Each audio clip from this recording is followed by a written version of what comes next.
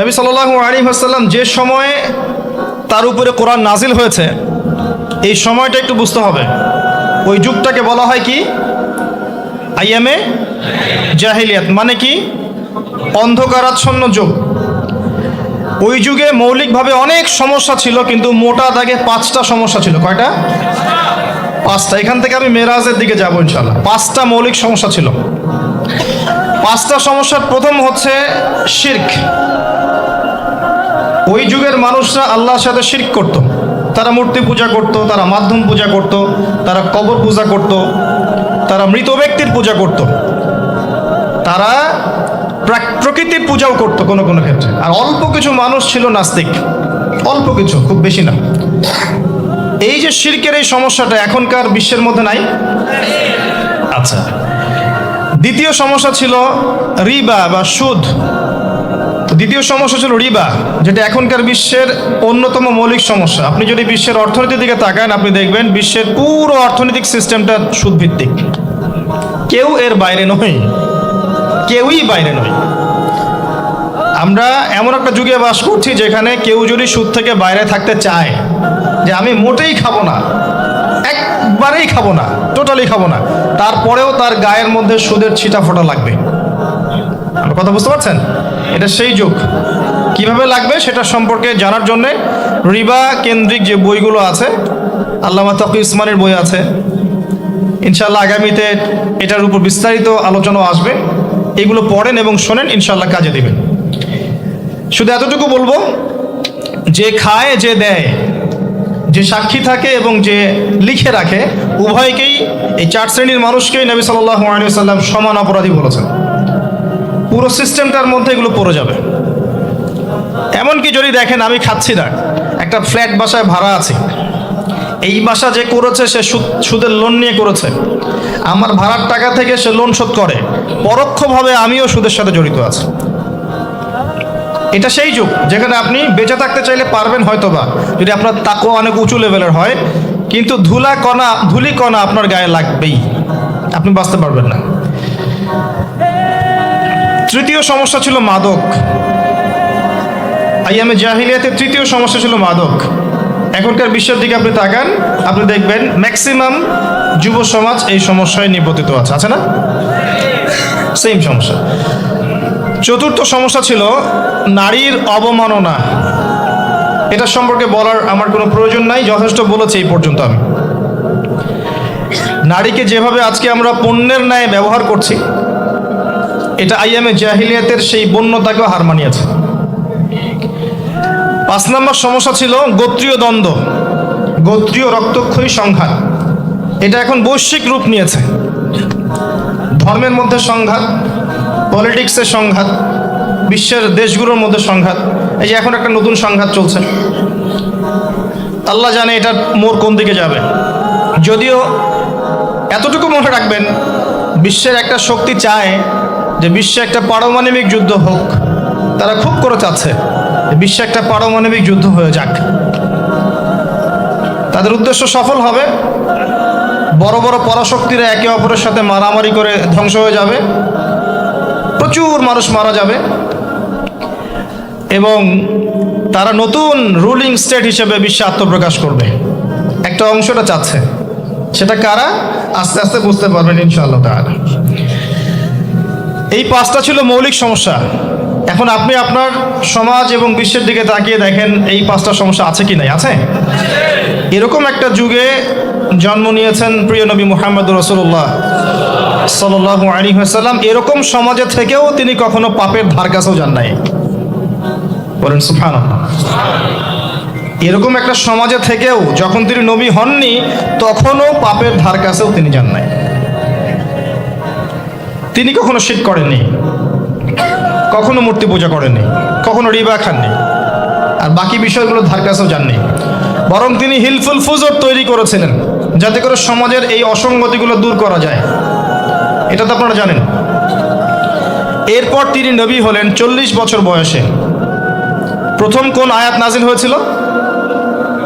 সূরা আলাকের প্রথম 5 আয়াত আল্লাহ পাক প্রথমে পড়তে বলেছেন, ইকরা বিসমি রাব্বিকাল্লাযী খালাক খালাকাল ইনসানা মিন আলাক ইকরা ওয়া রাব্বুকাল আকরাম আল্লাযী আল্লামা বিল কলম আল্লামাল ইনসান মা লাম ইয়ালাম। এখানে প্রথম কথাটা হচ্ছে পড়ুন। আল্লাহ পাক প্রথমে বললেন না সুদ খেও না, শিরক করো না, মাদক সেবন করো না, জেনার ধার কাছেও যেও না। আল্লাহ পাক এগুলো কিছুই বললেন না। এমনকি আল্লাহ এটাও বললেন না সুবহানাহু ওয়া তাআলা যে নামাজ আদায় করো, যাকাত দাও, রমজান মাসে সাওম রাখো। আল্লাহ পাক কি বললেন? পড়ুন। আপনার জীবনের প্রথম ফরজ হচ্ছে পড়াশোনা করা। আমাদের জীবনের প্রথম ফরজ হচ্ছে পড়াশোনা করা। যে যত বেশি কনস্ট্রাকটিভ সিলেবাসে পড়াশোনা করবে তার অন্তর্দৃষ্টি তত বেশি সুদূর প্রসারী হবে ইনশাআল্লাহ তাআলা, এবং তার আমল আরও সুন্দর হবে, তার ব্যবহার সুন্দর হবে, চরিত্র সুন্দর হবে, তার মনুষ্যত্ব ভালো হবে। তার দ্বারা সমাজ, দেশ, রাষ্ট্র, উম্মাহ ভালো কিছু পাবে ইনশাআল্লাহ। অশিক্ষিত মূর্খ জনগণকে দিয়ে রাষ্ট্রের কোনো কাজ নাই, আছে? তবে শিক্ষাটা হতে হবে এমন জ্ঞান, ইকরা বিসমি রাব্বিকাল্লাযী খালাক। পড়ুন আপনার সেই রবের নামে যিনি আপনাকে সৃষ্টি করেছেন। যে জ্ঞান আপনাকে আপনার স্রষ্টা, ওদের ভাষা ব্যবহার করে বলছি, আপনার ইলাহ আল্লাহর দিকে নিয়ে যাবে, সেটাই প্রকৃত জ্ঞান। যে জ্ঞানটা আপনাকে আল্লাহ থেকে দূরে সরাচ্ছে দিন দিন, এটা জ্ঞান নয়, এটা জাহেলিয়াত। আমি কি বুঝাতে পারছি? এখন আপনি চিন্তা করে দেখেন যে আপনার জ্ঞানটা আপনাকে কি আল্লাহর দিকে নিয়ে যাচ্ছে নাকি আল্লাহ থেকে দূরে সরাচ্ছে। এরপরে আপনি চিন্তা করবেন আপনি প্রকৃত জ্ঞানী কিনা। কেউ যদি অক্সফোর্ড, কেমব্রিজ, হার্ভার্ড থেকে পাশ করে আসে, এসে বলে যে পর্দা এটা সেকেলে প্রথা, ওই যুগে চলতো এই যুগে চলে না, এই ব্যক্তিকে আমরা জ্ঞানী বলতে পারি না। কেউ যদি বাইরে থেকে বড় ডিগ্রি এসে বলে যে ইসলাম আসলে এই যুগে চলে না ওই যুগে চলতো, সুদের মধ্যেই আছে অগ্রগতি আর প্রগতি, ফ্রি মিক্সিং ভালো জিনিস, ছেলে মেয়ে একসাথে পথ চলবে, খারাপ কিছু না, মাদকদ্রব্য খাওয়াই যায়, মানুষ মাদকদ্রব্য খেলে ভালো কাজ করার উৎসাহ পাবে, সমকামিতা একটা বাক স্বাধীনতা, ব্যক্তি স্বাধীনতা, এরকম কথাবার্তা যদি কেউ বলে বা আল্লাহর হালালগুলোকে হারাম করে দেয়, হারামগুলোকে হালাল করে নেয়, এই ব্যক্তি বা এই সম্প্রদায়কে আমরা জ্ঞানী বলতে পারি না। কারণ তাদের জ্ঞান তাদেরকে আল্লাহ থেকে দূরে সরিয়ে দিয়েছে। ইকরা বিসমি রাব্বিকাল্লাযী খালাক। পড়ুন আপনার সেই রবের নামে যিনি আপনাকে সৃষ্টি করেছেন। খালাকাল ইনসানা মিন আলাক, যিনি মানুষকে সৃষ্টি করেছেন জমাট বাঁধা রক্তপিণ্ড থেকে। ইকরা ওয়া রাব্বুকাল আকরাম, পড়ুন আপনার রব মহামান্বিত। আল্লাযী আল্লামা বিল কলম, যিনি আপনাকে কলম দ্বারা জ্ঞান শিক্ষা দিয়েছেন। মানুষ জ্ঞান অর্জন করতে পারেনি, প্রথমে আল্লাহ মানুষকে জ্ঞান শিখিয়েছেন। এটাকে বিশ্বাস করেন? ওয়াল্লামা আদামাল আসমাআ কুল্লাহা, আমি আদমকে সমস্ত নাম শিক্ষা দিয়েছি। কে শিক্ষা দিয়েছেন? আদম আলাইহিস সালামের কি জ্ঞান ছিল? আমাদের জ্ঞান ছিল? আল্লাহ শিখিয়েছেন। আল্লামাল ইনসান মা লাম ইয়ালাম, মানুষকে সেই জ্ঞান শিক্ষা দিয়েছেন যা মানুষ জানতো না। এই আয়াত নিয়ে নবী সাল্লাল্লাহু আলাইহি ওয়াসাল্লামের নবুয়তের জিন্দেগি শুরু হলো। কত বছর জিন্দেগি ছিল নবুয়তের জিন্দেগি? বলতে পারবেন? 23 বছর। 23 বছর। আমরা কিন্তু লেকচারের শেষে একটা কুইজ কন্টেস্ট করব ইনশাআল্লাহ। 5টা থেকে 10টা প্রশ্ন করব ইনশাআল্লাহ। 10 জনকে আমরা পুরস্কৃত করব ইনশাআল্লাহ তাআলা। মনোযোগের সাথে লেকচার শুনবেন। এরপর নবী সাল্লাল্লাহু আলাইহি ওয়াসাল্লামের নবুয়তের জিন্দেগি শুরু হলো। 23 বছর। কত বছর? তার মধ্যে প্রথম 13 বছর হচ্ছে মক্কায়, আর পরের 10 বছর কোথায়? মদিনায়।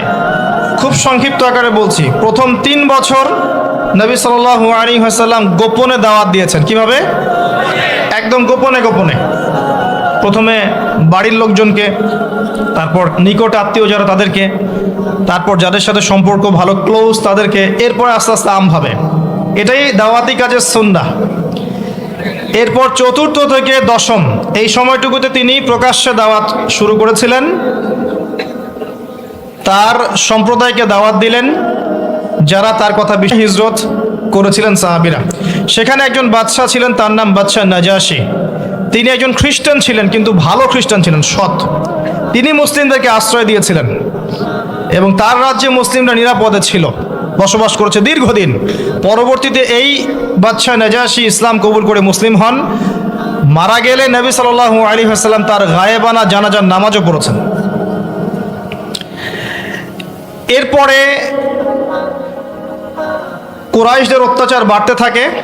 এক পর্যায়ে নবী সাল্লাল্লাহু আলাইহি ওয়াসাল্লাম তায়েফে হিজরত করেন, চেষ্টা করেন তায়েফবাসীকে বোঝানোর জন্যে। তায়েফের লোকজন সাড়া দেয়নি, উল্টা নবী সাল্লাল্লাহু আলাইহি ওয়াসাল্লামকে রক্তাক্ত করেছিল। তিনি ফিরে আসেন মক্কায় আবারও। মক্কায় ফিরে আসার পরে অল্প দিনের ব্যবধানে, বেশি দিন না, মাত্র অল্প দিন, 3 দিন 7 দিন, কেউ বলেছে 3 মাস, এইটুকু ব্যবধানে প্রথমে চাচা আবু তালেব, তারপরে স্ত্রী খাদিজা রাদিয়াল্লাহু আনহা, তারা ইন্তেকাল করেন।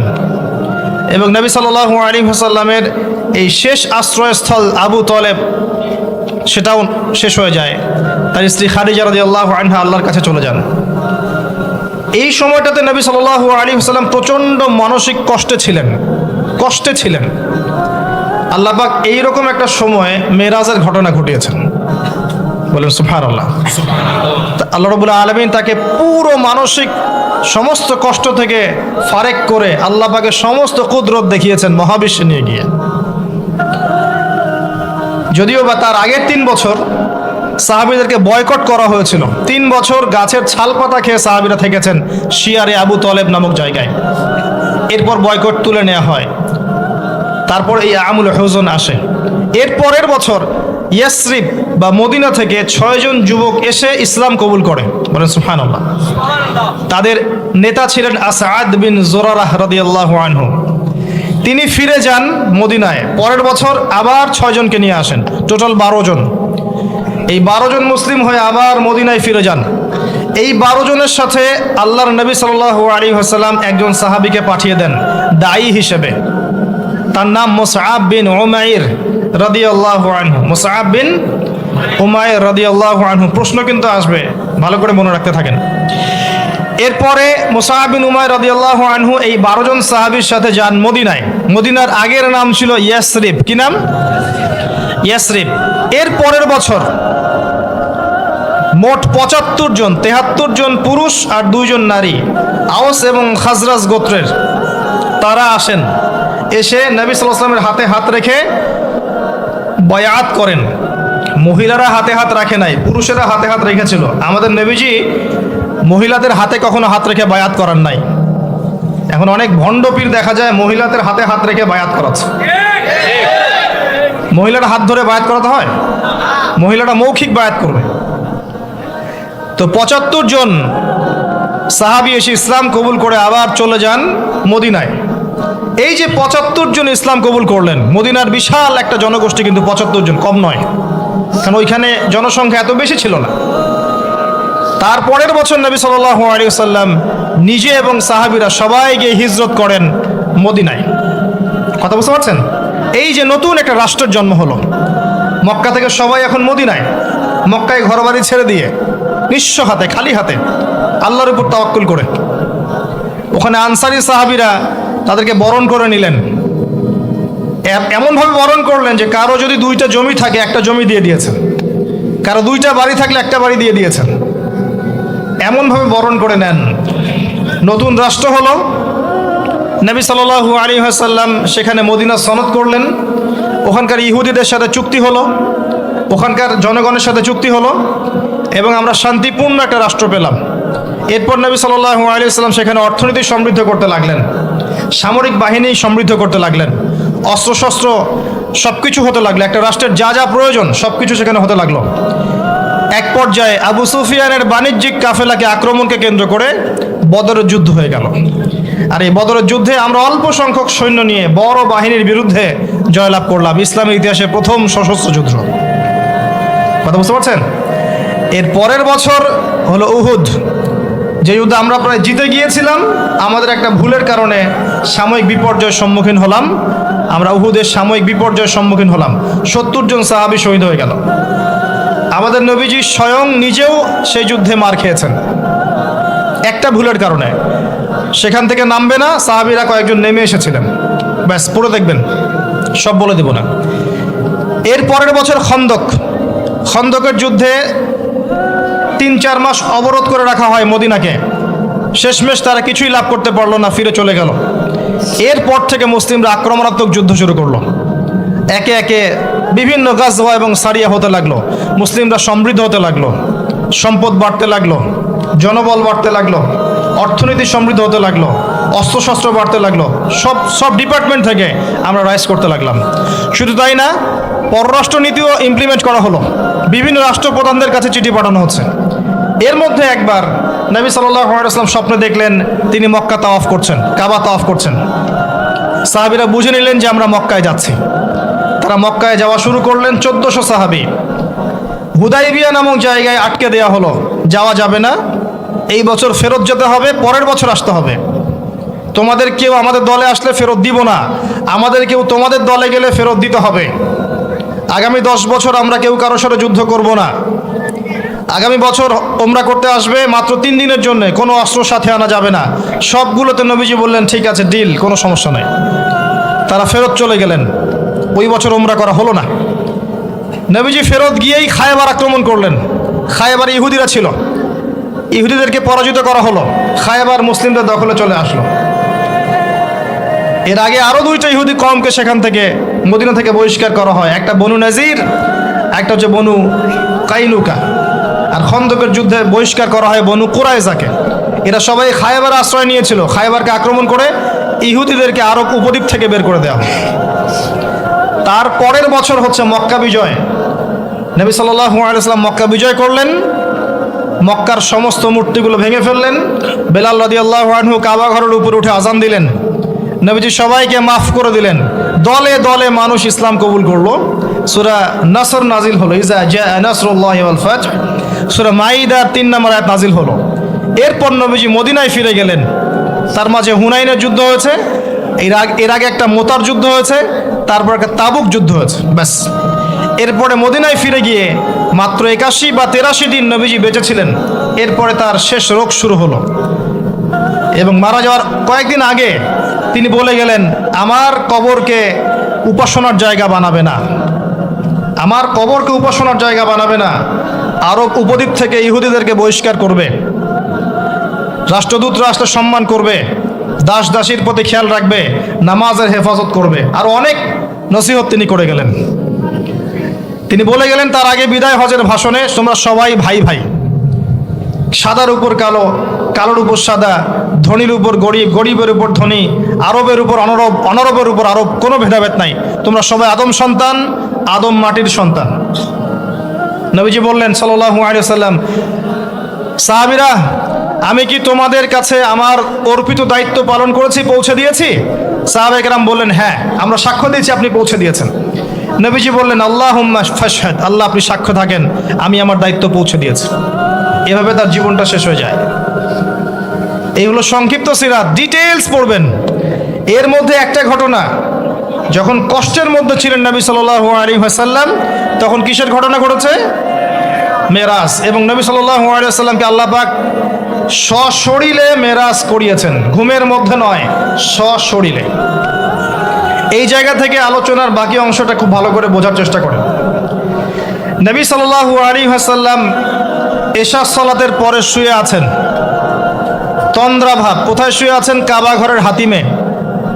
কাবা ঘরের হাতিমে একজন ফেরেশতা আসলেন, তার নাম জিবরাইল আলাইহিস সালাম। নবীজিকে শুইয়ে দিলেন। নবীজিকে শুইয়ে দিয়ে এই যে বুক, গলার নিচ থেকে এই নাভি পর্যন্ত চিরে ফেললেন। কলিজা এটা বের করা হলো, একটা পাত্র আনা হলো। এই পাত্রের মধ্যে ছিল ঈমান এবং প্রজ্ঞা। এগুলো কিন্তু কোনো গল্প নয়, এগুলো সবগুলো বাস্তব সত্য ঘটনা। এটা নবী সাল্লাল্লাহু আলাইহি ওয়াসাল্লামের জীবনে ঘটেছে। এগুলোর ব্যাখ্যা কি, এগুলো কি সায়েন্টিফিক কি না, এগুলোর পিছনে দর্শন কি, যুক্তি কি, এগুলো আমাদের আজকের আলোচনার বিষয় নয়। কারণ আমি অনেক দিন আলোচনা করেছি যে সায়েন্স আপনাকে সব কিছুর ব্যাখ্যা দিতে পারবে না। কোনো কিছু সায়েন্স দিয়ে প্রমাণ হলেই বিশ্বাস করব, না হলে করব না, এই চেতনার নাম শিরক। এটা আধুনিক যুগের শিক্ষা শিরক। এটা আধুনিক যুগের শিক্ষা ক্ষেত্রে শিরক, যে সায়েন্স কিছু প্রমাণ করলে বিশ্বাস করব, না করলে করব না। এটাতে আমি বিশ্বাস করি না, আমাদের বিশ্বাস করা উচিত নয়। সায়েন্সকে জিজ্ঞাসা করবেন রূহ কাকে বলে, please give us the definition of রূহ। রূহের ডেফিনেশন দেন, রূহ কাকে বলে, কত প্রকার কি কি, আত্মা কাকে বলে, কত প্রকার কি কি। সায়েন্সের প্যান্ট খারাপ হয়ে যাবে। কথা কি বুঝতে পারছেন? রূহের ডেফিনেশন দিতে পারবে না। জিজ্ঞাসা করবেন স্বপ্ন কাকে বলে, মানুষের স্বপ্ন মাঝে মাঝে সত্য হয় কিভাবে, ব্যাখ্যা দিতে পারবে না। যদি বলেন মানুষ ঘুমায়, ঘুমের একটা পূর্ণাঙ্গ ব্যাখ্যা দেন, দিতে পারবে না। যদি বলেন যে কবরের আযাবের ব্যাখ্যা দেখ, পারবে না। জিন জাতির ব্যাখ্যা দেখ, পারবে না। মালায়েকার ব্যাখ্যা দেখ, পারবে না। তাদের দৌড় একটা জায়গা পর্যন্ত, সেটা হলো বিগ ব্যাং থেকে মহাবিশ্ব সৃষ্টি হয়েছে। সব কিছু কি ওখানে শেষ হবে, যে আগে কিছুই ছিল না, হঠাৎ বিস্ফোরণ হয়েছে, বাস পৃথিবী সৃষ্টি হয়ে গেছে। অনেক সিম্পল জিনিসের ব্যাখ্যাই সে দিতে পারেনি। তাহলে আমরা কেমন করে ধরে নিলাম যে সায়েন্স কিছু প্রমাণ করলেই সত্য, না করলে সত্য না? এটা কে বললো আপনাকে? এটা সবচেয়ে বড় শিক্ষা ক্ষেত্রে শিরক হচ্ছে এখন। কারো যদি জ্ঞানতাত্ত্বিক এপিস্টিমোলজি ঠিক না থাকে, তার পুরো জ্ঞান চর্চায় শিরক হবে। তাই আমি এখানে এই আলোচনা করতে যাচ্ছি না যে এটা সায়েন্টিফিক ব্যাখ্যা ইত্যাদি। আমি জাস্ট ঘটনাটা বলছি, এর পিছনে শিক্ষাগুলো বলবো। বুক চিরে ফেলা হয় এবং কলিজাটা বের করে একটা পাত্র আনা হয় স্বর্ণের, এর মধ্যে ঈমান এবং প্রজ্ঞা ছিল। ঈমান এবং প্রজ্ঞা কি, এর আকার আকৃতি কেমন, আল্লাহ ভালো জানেন। সব কিছু সায়েন্টিফিক হবে না যে কঠিন তরল বায়বীয়। কঠিন তরল বায়বীয় বাইরেও অনেক কিছু আছে যেটা সায়েন্স জানে না। কথা কি বুঝতে পারছেন? অনেক কিছুই আছে, কঠিন তরল বায়বীয় বাইরেও অনেক কিছু আছে যেটা সায়েন্স ব্যাখ্যা করতে পারবে না। ঈমান এবং প্রজ্ঞার এই পাত্রে কলিজাটা ডুবানো হয়, ধুয়ে পরিষ্কার করে আবার আগের জায়গায় ফিট করে দেওয়া হয়। আনাস রাদিয়াল্লাহু আনহু, বিখ্যাত সাহাবী, প্রায় 10 থেকে 12 বছর নবী সাল্লাল্লাহু আলাইহি ওয়াসাল্লামের খেদমত করেছেন। তিনি বলেছেন, আমি আল্লাহ রসুলের বুকের মধ্যে এই যে বুক চিরে ফেলা, সিনা চাক, এই দাগটা আমি দেখেছি, বুকের মধ্যে দাগ ছিল। এরপর নবী সাল্লাল্লাহু আলাইহি ওয়াসাল্লামের সামনে একটা বাহনকে আনা হয়। এই বাহনের নাম হচ্ছে বোরাক। কি নাম? গাধার চেয়ে একটু বড়, খচ্চরের চেয়ে একটু ছোট, এর নাম হচ্ছে বোরাক। এই বোরাকে নবী সাল্লাল্লাহু আলাইহি ওয়াসাল্লামকে উঠতে বলা হয়। তিনি উঠতে গেলে বোরাক একটু পার্ট নিয়েছে, ভাব নিয়েছিল আর কি। ভাব নেওয়া বোঝেন? মাঝে মাঝে আমরা ভাব নেই না? কখনো মেয়েদের বিউটি কন্টেস্ট দেখেছেন? ফ্যাশন শো দেখেন নাই? টিভিতে অ্যাডভার্টাইজ দেখেন নাই? কে দেখে নাই? এটা তো সবাইকেই দেখতে হয়। কার চোখে পড়েনি? মনে হবে যে মানুষকে ভয় দেখাচ্ছে। এই যে ভাব, বোরাক একটা ভাব নিয়েছিল। তো জিবরাইল আলাইহিস সালাম বোরাককে বলছেন যে শুনো, তোমার পিঠে মুহাম্মদ সাল্লাল্লাহু আলাইহি ওয়াসাল্লামের চেয়ে উত্তম কোনো মানুষ এখনো বসে নাই, আর মুহাম্মদ সাল্লাল্লাহু আলাইহি ওয়াসাল্লামের চেয়ে প্রিয় এবং সম্মানিত মহান কোনো ব্যক্তি আল্লাহর কাছে নাই। অতএব তুমি এত পার্ট নিও না। তখন বোরাক ঘামতে শুরু করে। আমি যে কথাগুলো বলছি এগুলো সহিহ বুখারীর মধ্যে আছে, সহিহ মুসলিমের মধ্যেও আছে এবং অন্যান্য সিরাতের গ্রন্থগুলোর মধ্যে আছে। আমি এক জায়গায় করে কথাটা বলার চেষ্টা করছি। এরপর বোরাক ছুটতে শুরু করে। নবীজি বলছেন, বোরাকের ছোটার গতিটা এমন ছিল যে আমরা আমাদের দৃষ্টি যতদূর পর্যন্ত যায়, সে তার একটা পা অতদূর পর্যন্ত ফেলছে। এখনকার রকেটগুলোর গতি দেখেছেন? এই মহাবিশ্ব যত অভিযান, আমাদের ধারণা যে এই মেরাজের ঘটনাকে কেন্দ্র করেই হয়েছে। এই থিওরিগুলো ওরা পেত না।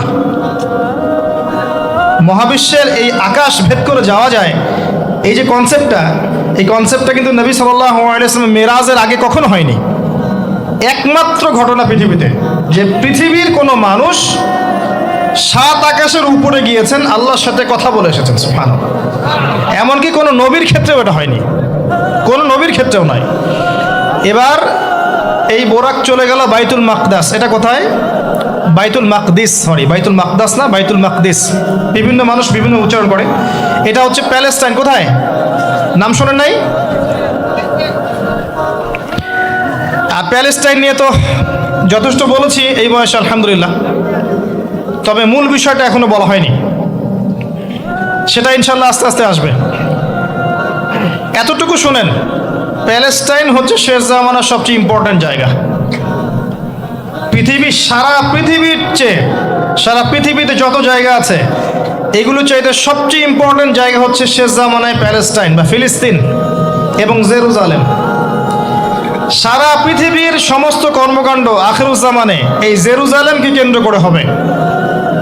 এই কারণেই জিউসরা সেখানে ঘাঁটি গেড়েছে। এটাই সেই জায়গা যেখানে ঈসা ইবনে মারিয়াম ইসলামী খেলাফত কায়েম করবেন অচিরেই ইনশাআল্লাহ। এটাই সেই জায়গা যেখানে মাসিহুদ দাজ্জালকে হত্যা করা হবে। আর দাজ্জালের চেয়ে বড় কোনো ফিতনা এই উম্মার জন্য নেই। কোন সূরা আপনাকে বাঁচাবে দাজ্জাল থেকে? সূরাতুল কাহফ। জীবনে একবারও পড়েছেন? হাত উঁচু করেন। অর্থসহ পড়েছেন?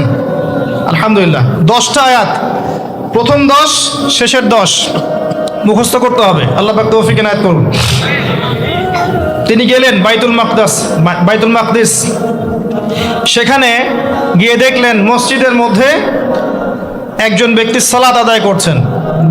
দেহের গড়নটা একটু লম্বা এবং চুলগুলো কোকড়ানো, কানের লতি পর্যন্ত, রুগ্ন একটু।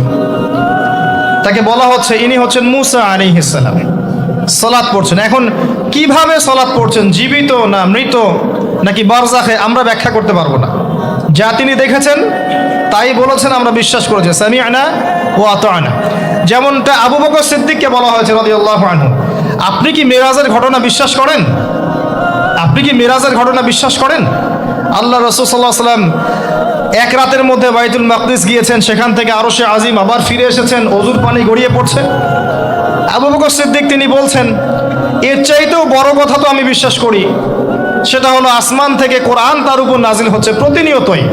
যে আল্লাহ তার উপর কোরআন নাজিল করতে পারেন, তাকে আসমানে নিয়েও যেতে পারেন, এটা অবিশ্বাস করার কি আছে? এরপর থেকে তার নাম হয় কি? সিদ্দিক। তো আমরা ওই দিকে যাওয়ার চেষ্টা করি। নবীজি বলেছেন, ব্যাস সত্য।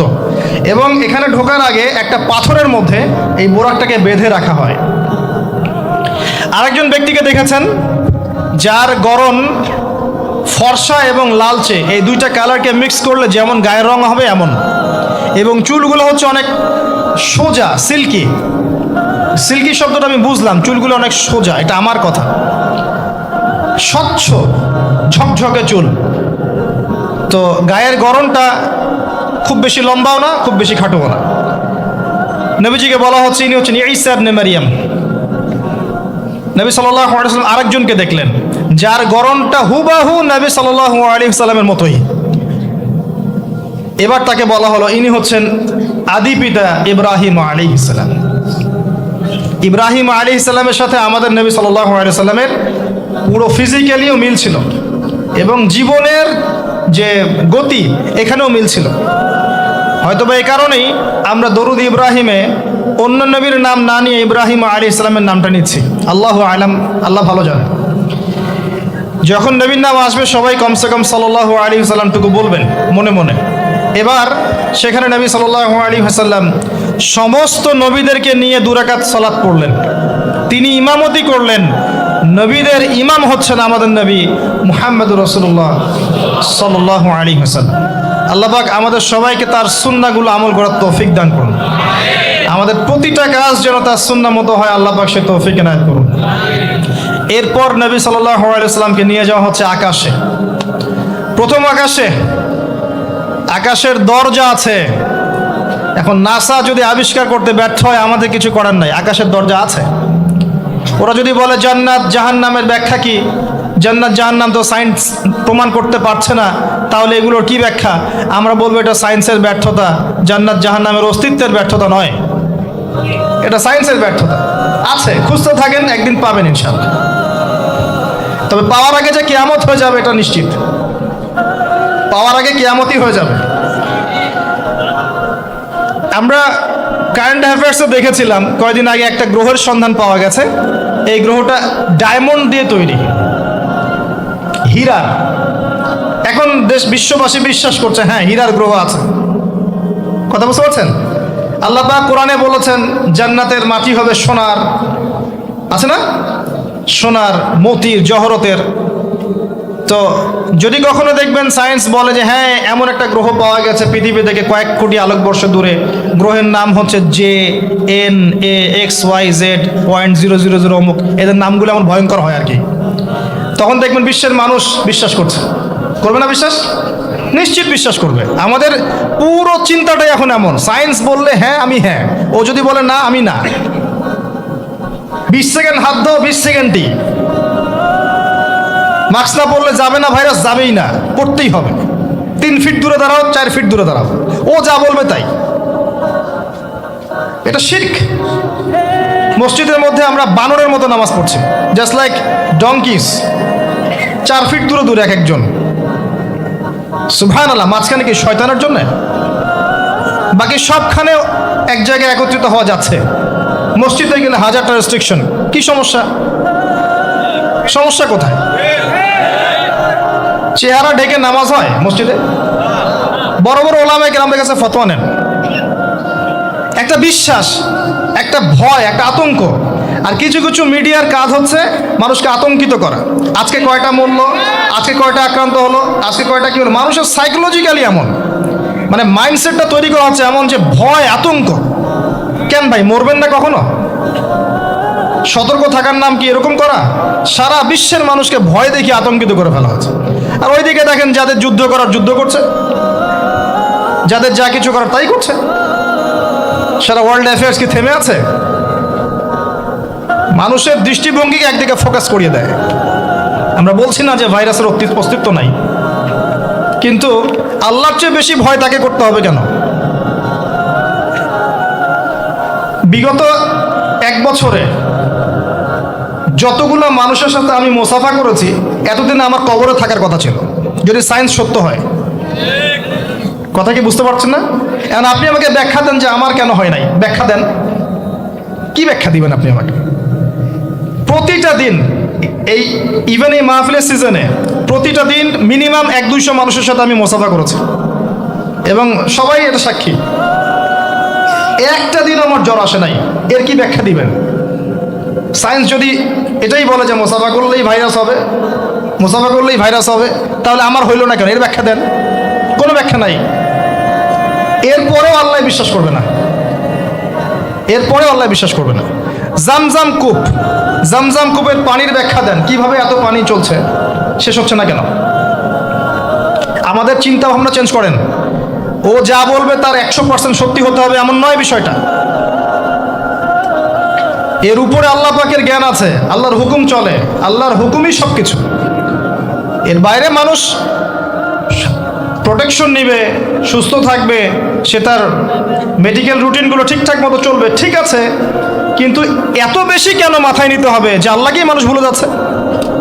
সব কিছুর ঊর্ধ্বে মনে হয় যে বস্তুবাদীতে আল্লাহ অনেক পরের। আল্লাহ ব্যাপারটা কেন এমন কেন হলো? আমরা দিন দিন আমাদের সাইকোলজি এমন জায়গায় নিয়ে যাচ্ছি যে চিন্তা ক্ষেত্রে আমরা বুদ্ধিবৃত্তিকভাবে শিরক করছি। আল্লাহ পাক বোঝার তৌফিক দান করুন। আমি আসেন, কোন জায়গায় ছিলাম? প্রথম আকাশ, আকাশের দরজা আছে, নক করা হচ্ছে। আরেকটা কথা বলি, এই পুরো মহাবিশ্বে যতদূর পর্যন্ত আলোচনা হয়েছে এগুলো প্রথম আকাশের অন্তর্ভুক্ত, এরপরে দ্বিতীয় আকাশ। কথা কি বুঝতে পারছেন? এই সব কিছু প্রথম আকাশের মধ্যে, এত গ্যালাক্সিস, এত গ্রহ, এত নক্ষত্র সব কিছু। ওই দিক থেকে আওয়াজ আসছে যে কে আপনারা, কে? জিবরাইল আলাইহিস সালাম বলছেন আমি জিবরিল। ওই দিকের প্রহরী বলছেন আপনাকে কি পাঠানো হয়েছিল? জিবরিল আমিন বলছেন হ্যাঁ আমাকে পাঠানো হয়েছে। আপনার সাথে কে? আপনার সাথে, আমার সাথে মুহাম্মদুর রাসূলুল্লাহ সাল্লাল্লাহু আলাইহি ওয়াসাল্লাম। দরজা খুলে দেয়া হলো, প্রবেশ করা হলো। তিনি দেখলেন একজন ব্যক্তি একবার ডানে তাকাচ্ছেন, একবার বামে তাকাচ্ছেন। ডান দিকে তাকাচ্ছেন, হাসছেন, বাম দিকে তাকাচ্ছেন, কাঁদছেন। নবী সাল্লাল্লাহু আলাইহি ওয়াসাল্লাম জিজ্ঞাসা করলেন উনি কে আর উনি এমন করছেন কেন? তাকে বলা হলো তিনি হচ্ছেন আমাদের সবার আদি পিতা আদম আলাইহিস সালাম। যখন ডান দিকে দেখছেন, ডান দিকের রূহগুলো হচ্ছে জান্নাতি রূহ, এগুলোকে দেখে তিনি হাসছেন। তার সন্তানদের মধ্যে এই মানুষগুলো জান্নাতে যাবে। যখন বাম দিকে তাকাচ্ছেন তার সন্তানদের এই রূহ দেখে তিনি কষ্ট পাচ্ছেন, এটা জাহান্নামে যাবে। আর আমি বলে রাখি, সহিহ বুখারীতে 4 বার হাদিসে এসেছে যে আদম আলাইহিস সালামকে কিয়ামতের মাঠে আল্লাহ পাক ডেকে নিয়ে আসবেন এবং বলবেন, তোমার সন্তানদের মধ্য থেকে জান্নাতি জাহান্নামী আলাদা করে দাও। আদম আলাইহিস সালাম বলবেন, কতজন হে আল্লাহ? আল্লাহ বলবেন, প্রতি 1000-এ 999 জনকে জাহান্নামের জন্য আলাদা করে দাও। বলেন নাউযুবিল্লাহ, ইন্না লিল্লাহ ওয়া ইন্না ইলাইহি রাজিউন। প্রত্যেক 1000-এ 999 জন মানুষ জাহান্নামে যাবে। আল্লাহ পাক আমাদেরকে হেফাজত করুন, আমিন। তবে সবচেয়ে বেশি মানুষ যারা জান্নাতে যাবে তারা এই উম্মতের মধ্যে, এটা সুখবর। সবচেয়ে বেশি মানুষ যারা জান্নাতে যাবে তারা এই উম্মতে মুহাম্মাদির মধ্যেই হবে। তারপরেও আরেকটা দুঃসংবাদ, যে এই উম্মতের মধ্যে 73টা দল হয়ে যাবে, যার মধ্যে 72 দল জাহান্নামে যাবে, একটা দল জান্নাতি। মা আলা আলাইহি ওয়া আসহাবি, আমি যার উপরে আছি, আমার সাহাবীরা যার উপরে আছেন। অতএব আমরা আমাদের আকীদা আমলগুলোকে আল্লাহ রাসূল সাল্লাল্লাহু আলাইহি ওয়াসাল্লাম এবং সাহাবীদের আকীদা আমলের সাথে মিলাই, ইনশাআল্লাহ আমরা জান্নাতে যাব। আরেকটা কথা হচ্ছে, এই উম্মতের মধ্যে যারা শিরক না করে মারা যাবে, শিরকের গুনাহ না করে মারা যাবে, হয়তো অন্য অন্য বড় গুনাহ আছে, আল্লাহ চাইলে তাদের সমস্ত গুনাহকে মাফ করে জান্নাতে দিতে পারেন। সাবধান থাকবেন শিরক থেকে। আল্লাহ পাক সবাইকে শিরক থেকে মুক্ত রাখুন, আমিন। আদম আলাইহিস সালামকে দেখে তিনি সালাম দিলেন, তিনি সালামের প্রতি উত্তর দিলেন, মারহাবা জানালেন এবং এগিয়ে চললেন। দ্বিতীয় আসমানে নবী সাল্লাল্লাহু আলাইহি ওয়াসাল্লাম সাক্ষাৎ হচ্ছে দুজন নবীর সাথে। একজন ঈসা ইবনে মারইয়াম, নাম শুনেছেন? তিনি সেই নবী যিনি মসিহুদ দাজ্জালকে হত্যা করবেন এবং এই পৃথিবীতে তিনি আবারও ফিরে আসবেন ইনশাআল্লাহ। ন্যাটোকে ঠেকাতে পারবে না, জিউসরা তাকে ঠেকাতে পারবে না, ইসলামের অন্যান্য যে বিরোধী শক্তি তারা তাকে ঠেকাতে পারবে না। তিনি পৃথিবীতে আসবেন, সিরিয়ার দামেস্কের সাদা মিনারের উপরে তিনি অবতরণ করবেন 2 জন ফেরেশতার কাঁধে ভর দিয়ে। যখন তার চুল দিয়ে টপ টপ করে পানি পড়তে থাকবে এবং এই ঘামগুলো বা পানিগুলো দেখতে মুক্তার মতো মনে হবে। হাদিস এভাবে স্পষ্ট এসেছে, হাদিস এভাবে স্পষ্ট এসেছে, টাটকা। যে কোনো আলেমকে জিজ্ঞাসা করেন, আপনাকে বলে দিবেন ইনশাআল্লাহ। তিনিই হত্যা করবেন মসিহুদ দাজ্জালকে প্যালেস্টাইনের বাবেলুদ নামক জায়গায়। বাবেলুদ কোথায় এখন দেখে নিয়েন, ওই জায়গাটা কাদের দখলে আছে। তার সাথে আরেকজন নবীকে দেখলেন, নবী সাল্লাল্লাহু আলাইহি ওয়াসাল্লাম, তার নাম ইয়াহইয়া আলাইহিস সালাম, ঈসা ইবনে মারইয়ামের খালাতো ভাই, বা দুজনের মাঝে একটা সম্পর্ক আছে, আমি এই মুহূর্তে ভুলে গেছি, এরকমই কিছু একটা হবে।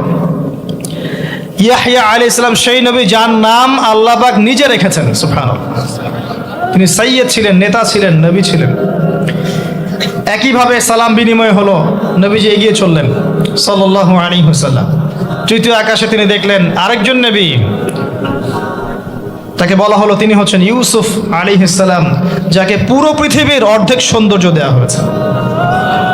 আর আপনারা জানেন সূরা ইউসুফ একটা সূরাই আছে, আর এই সূরা ইউসুফ জুলাইখার প্রেম কাহিনী নয়, বরং এই সূরা হচ্ছে ইউসুফ আলাইহিস সালামের সাথে তার পিতা ইয়াকুব আলাইহিস সালামের প্রেম কাহিনী। ভালো করে পড়ে দেখবেন। কিভাবে বললাম? ছেলের শোকে কাতর হয়ে বাবা কাঁদতে কাঁদতে অন্ধ হয়ে গেছেন। আপনার গার্লফ্রেন্ড কি আপনার জন্য অন্ধ হয়েছে? যখন ইউসুফ আলাইহিস সালাম একটা রুমাল পাঠালেন, মনে আছে, তার বাবার চোখে দেওয়ার জন্যে, দূর থেকে যোজন যোজন দূর থেকে তার পিতা বলছেন, আমি ইউসুফের গন্ধ পাচ্ছি। বাবার ছেলের এমন প্রেম কাহিনী আপনি কোথাও পাবেন না। এটা সূরা ইউসুফ, পড়ে দেখেন। আর ইউসুফ আলাইহিস সালামের যে চরিত্র ছিল, তার চেহারার চেয়ে চরিত্র আরো বেশি সুন্দর ছিল। তাকে জেনার অফার করা হচ্ছে, তিনি বলছেন আল্লাহকে আমি ভয় করি। আর যুবকদেরকে আমরা বলতে চাই যে যদি আপনি জেনা থেকে দূরে থাকতে পারেন, যদি শুধু জেনা থেকে দূরে থাকতে পারেন, আল্লাহ পাক আপনার যে কোনো দোয়া কবুল করবে ইনশাআল্লাহ। নিশ্চিত মৌতের হাত থেকে আল্লাহ আপনাকে বাঁচাতে পারেন যদি আপনি জেনা ছাড়তে পারেন। জেনা মানে শুধু ফিজিক্যাল রিলেশন নয়, জেনা মানে রাতের বেলা জেগে কথা বলো, অনলাইনে চ্যাটিং করো, এটা দলিল দিলাম, জেনা ছাড়তে পারলে আপনার দোয়া, যে কোনো দোয়া আল্লাহ কবুল করবে ইনশাআল্লাহ। শুধু তাই নয়, আরশে আজিম আল্লাহ পাকের সবচেয়ে বড় সৃষ্টি, এর নিচে আল্লাহ পাক 7 শ্রেণীর মানুষকে ছায়া দিবেন। তার মধ্যে এক শ্রেণী হচ্ছে সেই যুবক যাকে কোনো সুন্দরী নারী আহ্বান করেছে খারাপ কাজ করার জন্য, উচ্চ বংশের, সে বলেছে আমি আল্লাহকে ভয় করি। পারবেন ইউসুফের মতো হতে? আল্লাহ পাক তৌফিক ইনায়াত করুন, আমিন। আপনি জেনা থেকে দূরে থাকেন, আল্লাহ পাক আপনার ঘরে খাদিজা রাদিয়াল্লাহু আনহার মতো মেয়ে দিবেন ইনশাআল্লাহ। আপনি 10টা ঘাটের পানি খেয়ে আসবেন, দেখবেন এমন বউ আল্লাহ কপালে জুটাইছে, সে মাশাআল্লাহ 20 ঘাটের পানি খাওয়া। হ্যাঁ, কিফাউন কিরাম, আল্লাহ পাক একদম দুনিয়াতে ইকুয়ালি ডিল করেন, ইকুয়ালি ডিল করেন। আল্লাহ পাক আপনাদের প্রত্যেকের পারিবারিক জীবনটা সুখী করুন, দোয়া করি, আমিন। ইউসুফ আলাইহিস সালাম তারপরে এগিয়ে চললেন, প্রত্যেক আকাশেই মারহাবা মুসাফা হচ্ছে এবং সালাম হচ্ছে। চতুর্থ আকাশে নবী সাল্লাল্লাহু আলাইহি ওয়াসাল্লাম দেখছেন ইদ্রিস আলাইহিস সালাম। ইদ্রিস আলাইহিস সালামের কথা সূরা মারিয়ামের মধ্যেও আছে, পড়ে দেখবেন। সালাম বিনিময় হলো, নবীজি এগিয়ে চললেন। পঞ্চম আকাশে তিনি দেখছেন হারুন আলাইহিস সালাম। কার ভাই? মুসা আলাইহিস সালামের ভাই। তিনি কিন্তু মুসা আলাইহিস সালামের সাথে ফেরাউনের সামনে গিয়ে দাওয়াত দিয়েছেন, মনে আছে? আরেকটা কথা বলি, কোরআনে দাড়ির দলিল আছে? দাড়ি বলবেন নাই। কোরআনে কোথায় দাড়ির দলিল আছে বলেন তো দেখি, কে বলতে পারবেন? কঠিন প্রশ্ন, 500 টাকা পুরস্কার দেবো আমার পক্ষ থেকে, জান। যদিও 500 কোনো টাকাই না, টাকার মান দিন দিন কমছে। কোন সূরায় দাড়ির কথা আছে কে বলতে পারবেন? আলেম ওলামা বাদ, তারা তো পারবেন। আমরা সিভিলিয়ানদের জিজ্ঞাসা করছি, সাধারণ জনগণ, কে পারবেন বলেন? কোন সূরায় দাড়ির কথা আছে? দাড়ি কোরআনে একটা জায়গায় দাড়ির কথা আছে, কে বলতে পারবেন? দেখছেন, আল কোরআনের আলো ঘরে ঘরে যা আলো, তাই না? স্লোগান দিয়ে কাজ হবে না ভাই, প্রত্যেক ঘরে ঘরে কোরআনওয়ালা মানুষ তৈরি করতে হবে, তারপরে আলো অটোমেটিক ঘরে ঘরে জ্বলবে ইনশাআল্লাহ। আচ্ছা যাক, আমার টাকা বেঁচে গেল। সূরা তহায় আছে, কোথায় আছে? সূরা তহার মধ্যে আছে, একটা জায়গায় দাড়ির কথা আছে, সেটা হচ্ছে হারুন আলাইহিস সালামের দাড়ি। কার দাড়ি? হারুন আলাইহিস সালামের দাড়ি। মুসা আলাইহিস সালাম ফেরাউন থেকে যে দলবল নিয়ে পার হওয়ার পরে, বনু ইসরায়েলকে নিয়ে পার হওয়ার পরে আল্লাহ পাক তাকে 40 দিন ডেকেছেন তুর পাহাড়, মনে আছে? তুর পাহাড়ে তিনি গেছেন, এই ফাঁকে বনু ইসরায়েল শিরক করা শুরু করেছে, এই যে বাছুর পূজা শুরু করেছে, মনে আছে? পড়েন নাই কখনো? বাছুর পূজা শুরু করেছে।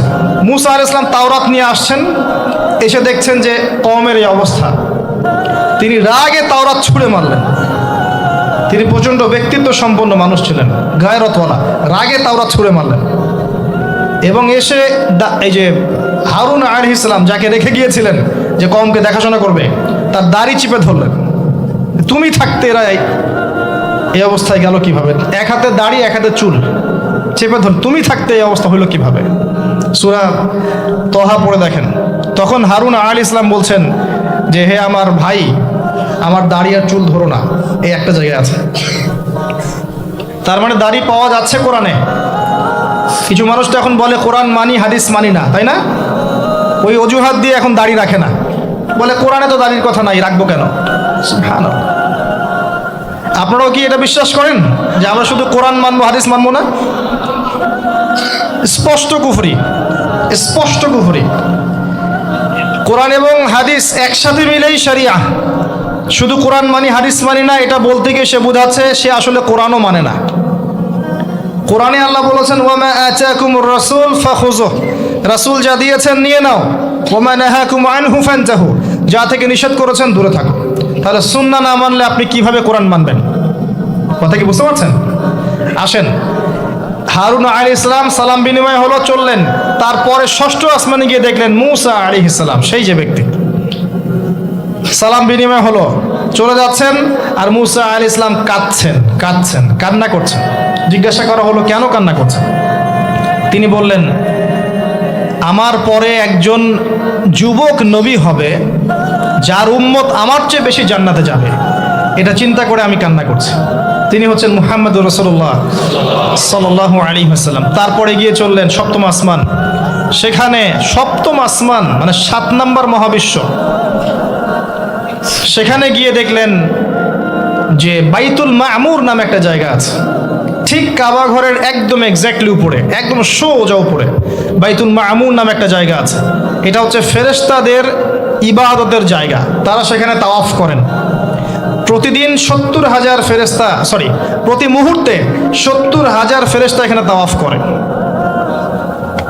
এবং যার একবার তাওয়াফের সুযোগ হয়েছে সে আর কখনো সুযোগ পাবে না, শেষ। আল্লাহ পাকের ফেরেশতাদের সংখ্যা চিন্তা করেন তাহলে। সেখানকার দেয়ালে হেলান দিয়ে আছেন ইব্রাহিম আলাইহিস সালাম, তার চেহারা একদম মুহাম্মদ সাল্লাল্লাহু আলাইহি সাল্লামের মতো, এবং অনেক ছোট ছোট বাচ্চা তার সামনে খেলা করছে। ওই যে বাচ্চা কোরবানির কথা মনে আছে, যেসব মুমিন মুসলিমদের ছোট ছোট বাচ্চা কাচ্চারা নাবালক অবস্থায় মারা যায় না, তাদের আত্মাগুলো সেখানে চলে যায়, তারা সেখানে খেলা করতে থাকে।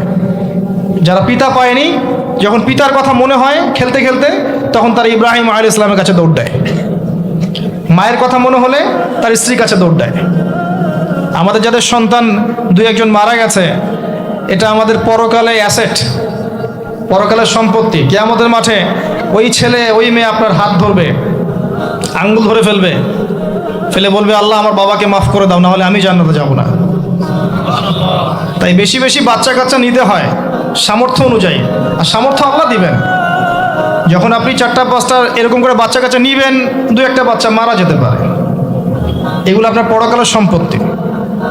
এখন তো আমাদের জেনারেশনকে রেস্ট্রিক্টেড করার জন্য 2টো সন্তানের বেশি নয়, 1টি হলে ভালো হয়। সুবহানাল্লাহ। মুসলিমদেরকে চতুর্দিক থেকে চাপে ফেলা, চতুর্দিক থেকে গলা চিপে ধরা। জনশক্তিতে রূপান্তরিত হলে কোনো সমস্যা আছে? চাইনিজদের জনসংখ্যা কত? কত? চায়নার জনসংখ্যা কত?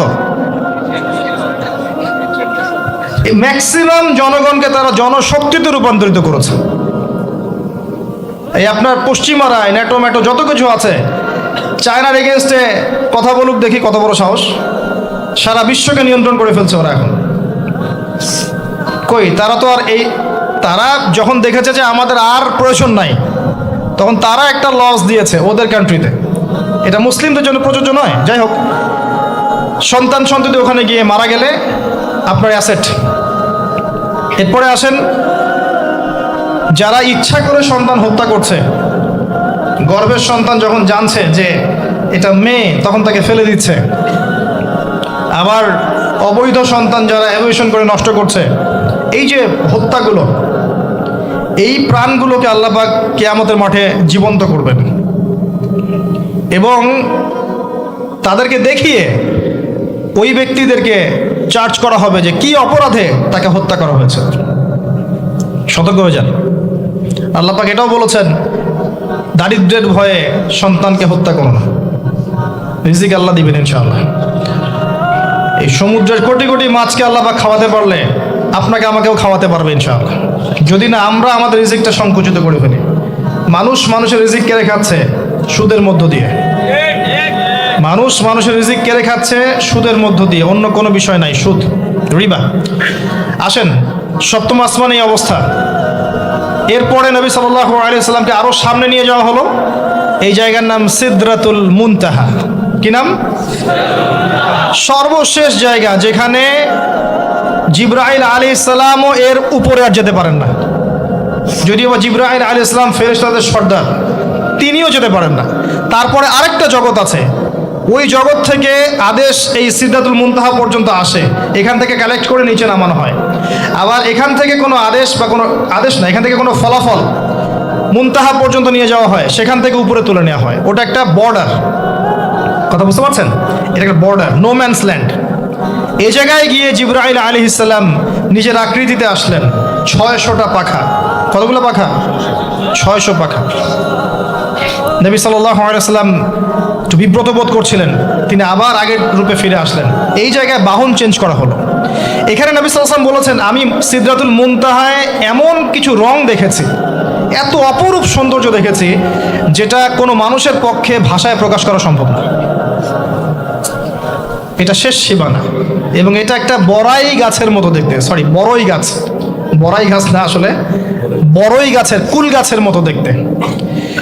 এরপর আরেকটা বাহন আনা হলো, এটা বাহন চেঞ্জ করা হলো।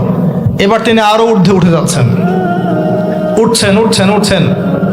একটা পর্যায়ে ওই জগতে যে ফেরেশতারা আছেন যারা আল্লাহ পাকের আদেশ লিখছেন, ওই আদেশগুলো লিখার যে কলমের খসখস শব্দ, এটা নবীজি শুনতে পারলেন। সুবহানাল্লাহ।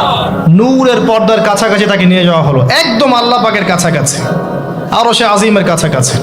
এখানে আল্লাহ রাব্বুল আলামিন সরাসরি তার সাথে কথা বললেন, যা ওহী করার তা করলেন, এবং স্পেশালি 3টা গিফট বা হাদিয়া দিলেন। কয়টা?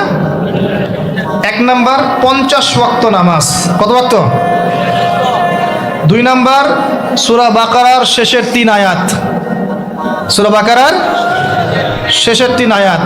আর 3 নাম্বার হচ্ছে একটা ঘোষণা, হে নবী মুহাম্মদ সাল্লাল্লাহু আলাইহি ওয়াসাল্লাম, তোমার উম্মতের কোনো ব্যক্তি যদি আমার সাথে শিরক না করে মারা যায়, আমি তাকে জান্নাতে দিয়ে দিব ইনশাআল্লাহ। আজকে এই মেরাজুন নবী নিয়ে অনেক আলোচনা হবে, কিন্তু আলোচনা হওয়ার পরে আমরা যদি এই নামাজের পাবন্দ না হতে পারি, সূরা বাকারার শিক্ষা নিতে না পারি, বা শেষের আয়াত মুখস্থ করতে না পারি, শিরক ছাড়তে না পারি, আদতে আলোচনার কোনো ফায়দা নেই। কথা বুঝতে পারছেন? এখানকার 3টা মৌলিক হাদিয়া তিনি নিয়ে আসছেন। এবার নিচে নামছেন, ওই যে 6ষ্ঠ আসমানে অপেক্ষা করছেন কে? মুসা আলাইহিস সালাম। কোথায় যাচ্ছেন? এই কি হলো আল্লাহর সাথে কথাবার্তা? এই হয়েছে। কি দিয়েছে আপনাকে? 50 ওয়াক্ত নামাজ। বলেন কি 50 ওয়াক্ত নামাজ? আমার উম্মতে 2 ওয়াক্ত নামাজ ছিল, পড়তে পারে নাই। পারবেন আপনার উম্মত? আপনি ফিরে যান, নামাজ কমিয়ে নিয়ে আসেন। লজ্জাবোধ করলেন নবী সাল্লাল্লাহু আলাইহি ওয়াসাল্লাম, তাও ফিরে গেলেন। 50 থেকে 45, 45 থেকে 40, 40 থেকে 35, করতে 5। এবারও মুসা আলাইহিস সালাম বলছেন ফিরে যান, পারবেন আপনার উম্মত? মুসা আলাইহিস সালাম কত দূরদর্শী ছিলেন দেখেন, পারে উম্মত? ম্যাক্সিমামই তো পারে না। কথা ঠিক আছে না? ম্যাক্সিমাম উম্মতই কিন্তু পারছে না 5 ওয়াক্ত নামাজ পড়তে। তো মুসা আলাইহিস সালামের দূরদর্শিতা ঠিকই ছিল, পারবেন আপনার উম্মত? তিনি লজ্জাবোধ করলেন।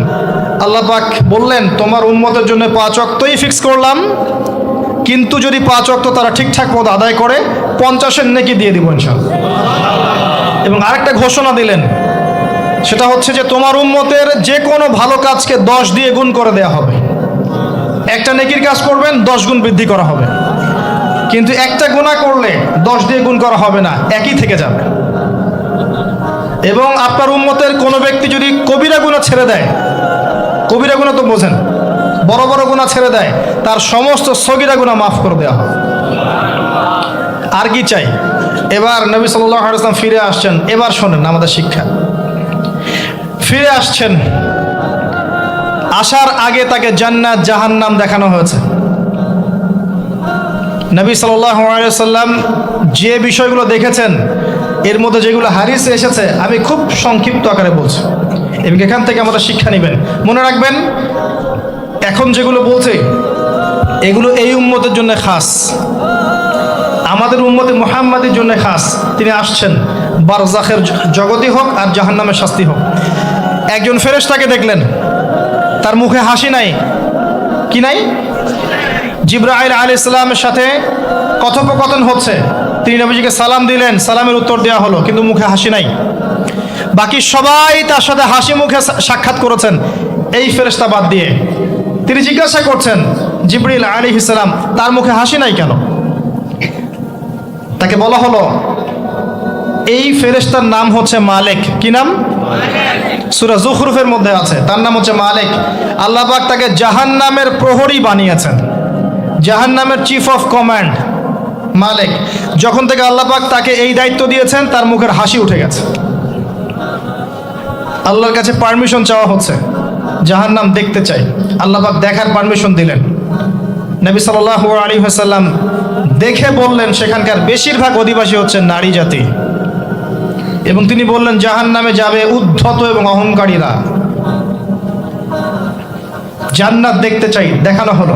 জান্নাতের ডিটেলস বর্ণনা নবীজি দিলেন ফিরে এসে। এমনকি উমর রাদিয়াল্লাহু আনহুর একটা রুম, একটা কক্ষ, একটা গোরফাও দেখে এসেছেন, ঢুকতে চেয়েছেন, ঢোকেন নাই। পরে বলেছেন, ওমর আমি তোমার ব্যক্তিত্বের কথা চিন্তা করে সেখানে ঢুকিনি, দেখেছি জান্নাতে তোমার ঘর আছে। একটা আওয়াজ শুনেছেন, মিষ্টি কণ্ঠস্বর। কিসের কণ্ঠস্বর? মিষ্টি কণ্ঠস্বর। তাকে বলা হচ্ছে, এই কণ্ঠস্বর হচ্ছে বেলাল রাদিয়াল্লাহু আনহুর আজানের কণ্ঠস্বর। খরম, খরম জুতা আছে না, খরম, এর খটখট আওয়াজ শুনেছেন। নবীজি জিজ্ঞাসা করছেন কার? বলা হচ্ছে এটা বেলাল রাদিয়াল্লাহু আনহুর। বেলাল রাদিয়াল্লাহু আনহুকে বলা হলো, আপনি কি এমন আমল করেন? হে বেলাল, তুমি কি এমন আমল করো যার কারণে এই মর্তবা হচ্ছে? যখনই জান্নাতে যাই আমাকে দেখানো হয়, দেখি তুমি তোমার পায়ের পদধ্বনি সামনে সামনে আছে। তখন বললেন, ইয়া রাসূলুল্লাহ, আমি তো আসলে এক্সট্রাঅর্ডিনারি কোনো আমল করি না, কিন্তু আপনারা যা করেন তাই করি। কিন্তু যখনই আমি ওযু করি, আমার ওযু ছুটে গেলে আমি ওযু করি, আর ওযু করেই আমি 2 রাকাত নফল সালাত পড়ি, তাহিয়াতুল ওযু, এতটুকু কাজ করি। নবীজি বলেন, এটাই সেই কাজ যার কারণে তোমাকে জান্নাতের এই মর্তবা দেওয়া হয়েছে। নবীজি আসছেন, দেখানো হচ্ছে, এবার শোনেন। দেখানো হচ্ছে একদল মানুষ যাদের আঙ্গুলগুলো লম্বা লম্বা, তামার তামার লম্বা নখর, নখর বোঝেন? নখর। গাল এভাবে হ্যাচড়াচ্ছে, গাল, নিজের গাল নিজে হাসড়াচ্ছে এবং নিজের দেহ থেকে গোশত তুলে ফেলছে, ভক্ষণ করছে। নবীজি জিজ্ঞাসা করলেন সাল্লাল্লাহু আলাইহি সাল্লাম, এরা কারা? কি কারণে এদের শাস্তি হচ্ছে? তাকে বলা হলো, এরা আপনার উম্মতের সেই সব ব্যক্তি যারা সবসময় গীবত আর সমালোচনায় ব্যস্ত থাকে। শিক্ষা নিয়ে নেন, আমার মনে হয় না আমার কিছু বলার প্রয়োজন আছে। এরা আপনার উম্মতের সেই সব ব্যক্তি যারা আপোষে গীবত, অপবাদ এবং সমালোচনায় ব্যস্ত থাকতো। তার মানে এই উম্মতের একটা বড় সমস্যা হবে গীবত। এটা কিন্তু দেখে এসেছেন নবীজি, ফিউচার, তাই না? এটা বারজাখের শাস্তি চলছে, এটা অন্য একটা জগৎ যেটাকে আপনি এখানকার সময় স্থানকাল দিয়ে ব্যাখ্যা করতে পারবেন না। এটা টাইম ট্রাভেলিংয়ের মতো। নবীজি আসছেন সাল্লাল্লাহু আলাইহি ওয়াসাল্লাম, দেখছেন, listen to me very carefully. এবার নবীজি দেখছেন এক শ্রেণীর মানুষ, পেট এইরকম ফোলা, অট্টালিকার মতো পেট ফোলা, আর ভিতরে সাপ কিলবিল করছে, এবং এদেরকে রক্তের নদীতে ফেলে মাথাটা ফাটিয়ে দেওয়া হচ্ছে। নবী জিজ্ঞাসা করলেন সাল্লাল্লাহু আলাইহি ওয়াসাল্লাম, এরা কারা? মর্মান্তিক শাস্তি দেওয়া হচ্ছে, এরা কারা? এরকম শাস্তি দেয়া হচ্ছে, আপনি দেখলে আপনার কেমন লাগবে? নবীজিকে বলা হচ্ছে সাল্লাল্লাহু আলাইহি ওয়াসাল্লাম, এরা আপনার উম্মতের এই সব ব্যক্তি যারা ছিল সুদখোর, রিবাখোর। মানে এই উম্মতের অন্যতম বড় সমস্যা হবে রিবা, যেটা আমি বলেছি, প্রতিটা সেক্টরে রিবা। সবচেয়ে নিম্ন পাপ নিজের মায়ের সাথে জেনা করা, সবচেয়ে উচ্চ পাপ আল্লাহ এবং তার রাসূলের সাথে যুদ্ধ করা, এটা হলো সুদ। এবং এর বাস্তবতা হচ্ছে এই, ধনী দিন দিন ধনী হবে, গরিব দিন দিন গরিব হবে, এটা বাস্তবতা। রক্ত চুষে খাওয়া হয়, এই কারণে রক্তের নদীতে ফেলা হয়েছে। এবং সাপ খেয়েছে তারা, সাপ খেয়ে পেট ফুলিয়ে ফেলেছে। আমার মনে হয় না ব্যাখ্যা করার প্রয়োজন আছে। আর একটা হাদিস আগেই বলেছি, যে দেয়, যে নেয়, যে সাক্ষী থাকে, যে লিখে রাখে, সবাইকে সমানভাবে লানত করেছেন নবী সাল্লাল্লাহু আলাইহি ওয়াসাল্লাম। নবীর লানত নিয়ে হাউজে কাউসারের পানি কোশ্চিন কালো পাবেন না, কবরের উত্তর দিতে পারবেন না। এমনকি নবী সাল্লাল্লাহু আলাইহি ওয়াসাল্লামের সুপারিশ আপনার কপালে নাও জুটতে পারে, সতর্ক হয়ে যান। না খেয়ে থাকেন, সুদ খায়েন না। না খেতে খেতে না খেয়ে মারা যান, তাও সুদ খায়েন না। আর যদি আপনি আল্লাহর জন্য ছাড়তে পারেন, আল্লাহর জন্য ছেড়ে দেন, আল্লাহ পাক আপনাকে বেহিসাব রিজিক দেবে ইনশাআল্লাহ। যাররা পরিমাণ সন্দেহ করবেন না যে আল্লাহ কি দিবেন না দিবেন না, আল্লাহ পাক অবশ্যই দিবেন ইনশাআল্লাহ। ওয়ামান ইয়াতাওয়াক্কাল আলাল্লাহ ফাহুয়া হাসবুহ, যে আল্লাহর উপর তাওয়াক্কুল করে আল্লাহ পাক একাই তার জন্য যথেষ্ট। আল্লাহ পাক যথেষ্ট। ইয়ারযুকু মাইয়াশা বিগাইরি হিসাব, আল্লাহ পাক বেহিসাব রিজিক দেন যাকে চান। মিন হাইসু লা ইয়াহতাসিব, এমন উৎস থেকে রিজিক দিবেন যে সে কল্পনা করে নাই। ছেড়ে দেন। কিন্তু বিশ্বের শুরু থেকে নিচ পর্যন্ত রিবা দিয়ে ভর্তি। একটা ছোট্ট গ্রামে যাবেন, দেখবেন একাধিক সুদী এনজিও কাজ করছে। এখন মা বোনরাও খুব বেশি সুদ খায়, ব্যাংকের মধ্য দিয়ে সমিতির মধ্য দিয়ে এইটা ওইটা ছল চাতুরি ঘুরিয়ে ফিরে কতভাবে যে খাওয়া হয় আল্লাহ ভালো জানে। আল্লাহ পাক আমাদেরকে এই মহামারী থেকে হেফাজত করুন। সবচেয়ে বড় মহামারী চলছে বিশ্বে, এই ইকোনমিক মহামারী, রিবা কেন্দ্রিক মহামারী, যেটা মুসলিমদের ইমান আমল সব ধ্বংস করে দিয়েছে।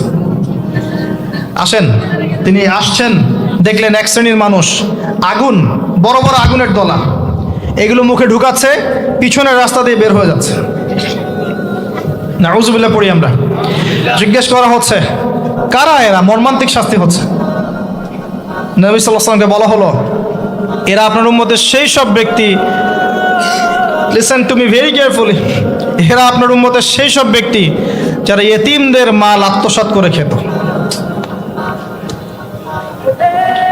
আমার ব্যাখ্যা করার কোনো প্রয়োজন নাই, আপনারা সবাই শিক্ষিত মানুষ।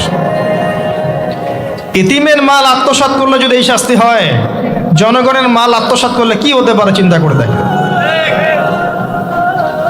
কি হতে পারে? এটা মানুষের হক, আল্লাহর কাছে ক্ষমা পাওয়া যাবে না, মানুষকে দিতে হবে। আরও এগিয়ে আসলেন, তিনি দেখছেন, এবার বলতে গিয়ে আমার বুক কাঁপছে। দেখলেন এক শ্রেণীর মানুষ জিহ্বাগুলোকে টানা হচ্ছে, আগুনের কেচি দিয়ে কেটে দেওয়া হচ্ছে, আবার জিহ্বা জোড়া লাগছে, আবার কেটে দেওয়া হচ্ছে, চলতে আছে অনবরত, কন্টিনিউয়াসলি। আল্লাহর কাছে কায়মনো বাক্যে দোয়া করি, এ সময় দোয়া কবুল হয়। আল্লাহ পাক যেন দোয়া আমাদের কবুল করেন। আল্লাহ পাক যেন আমাকে এবং আপনাদেরকে এদের অন্তর্ভুক্ত না করেন। জিজ্ঞেস করা হলো এরা কারা? নবী সাল্লাল্লাহু আলাইহি ওয়াসাল্লামকে বলা হচ্ছে এরা আপনার উম্মতের সেই সব ব্যক্তি যারা ছিল বক্তা, ওয়াইজ, যারা অনেক বক্তব্য করত, নিজে আমল করত না। আর এই মহামারী আমাদের মধ্যে ছড়িয়ে পড়েছে, কোনো সন্দেহ নাই। যদি না পড়তো তাহলে আমাদের কথায় মানুষের জীবন পরিবর্তিত হতো। খুব কম দেখা যায় যে আমাদের কথাগুলো আপনাদের কলবে তাসির হচ্ছে। তাসির তখন হবে যখন আমার মধ্যে আমলটা থাকবে। আর এখন তো আমরা ওয়াজ মাহফিলে প্যান্ডেলকে বানিয়েছি পলিটিক্যাল প্যান্ডেল, কোনো কোনো ক্ষেত্রে বানিয়েছি ভোট চাওয়ার প্যান্ডেল, কোনো ক্ষেত্রে বানিয়েছি যে জিকিরের নামে যাবতীয় বেদাতি কারবার হবে, গানের মতো ডিজে জিকির হয়, ডিজে জিকির। মানে কি যে হয়, যে আসবে তারও কত কাহিনী, আবার বিগ বিগ বাজেট, এইসব না মিললে আবার বক্তব্য হবে না। তারপর দেখা যাবে 1 ঘন্টা কথার মধ্যে গাল গল্প কেচ্চা কাহিনী 50 মিনিট, আর বাকি 10 মিনিট একে অপরের সমালোচনা, কি শেষ, ওয়াজ মাহফিল মাশাআল্লাহ শেষ। খুব কম ওয়াজ মাহফিল আছে জনগণকে বলবেন কি শিখলেন আজকে ওয়াজে, বলবে হ্যাঁ সুন্দর সুর করে কিছু কথা বলেছে, কি শিখেছে, আমার কি বললাম ঠিক বুঝতে পারলাম না। Out of content, out of topic, কোনো কনস্ট্রাকটিভ কথাবার্তা নাই। তো এছাড়াও জানা অনুযায়ী আমল না থাকলে এই অবস্থা হবে। আল্লাহ পাক আমাদেরকে হেফাজত করুন। আল্লাহ পাক আমাকে এবং আপনাদের সবাইকে হেফাজত করুন, আমিন।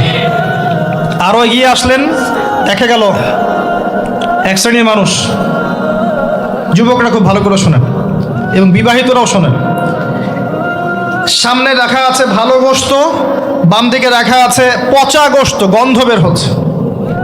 তারা এই পচা গোশত তুলে তুলে খাচ্ছে, গোগ্রাসে খাচ্ছে, ভালো গোশতের দিকে ভ্রুক্ষেপও করছে না।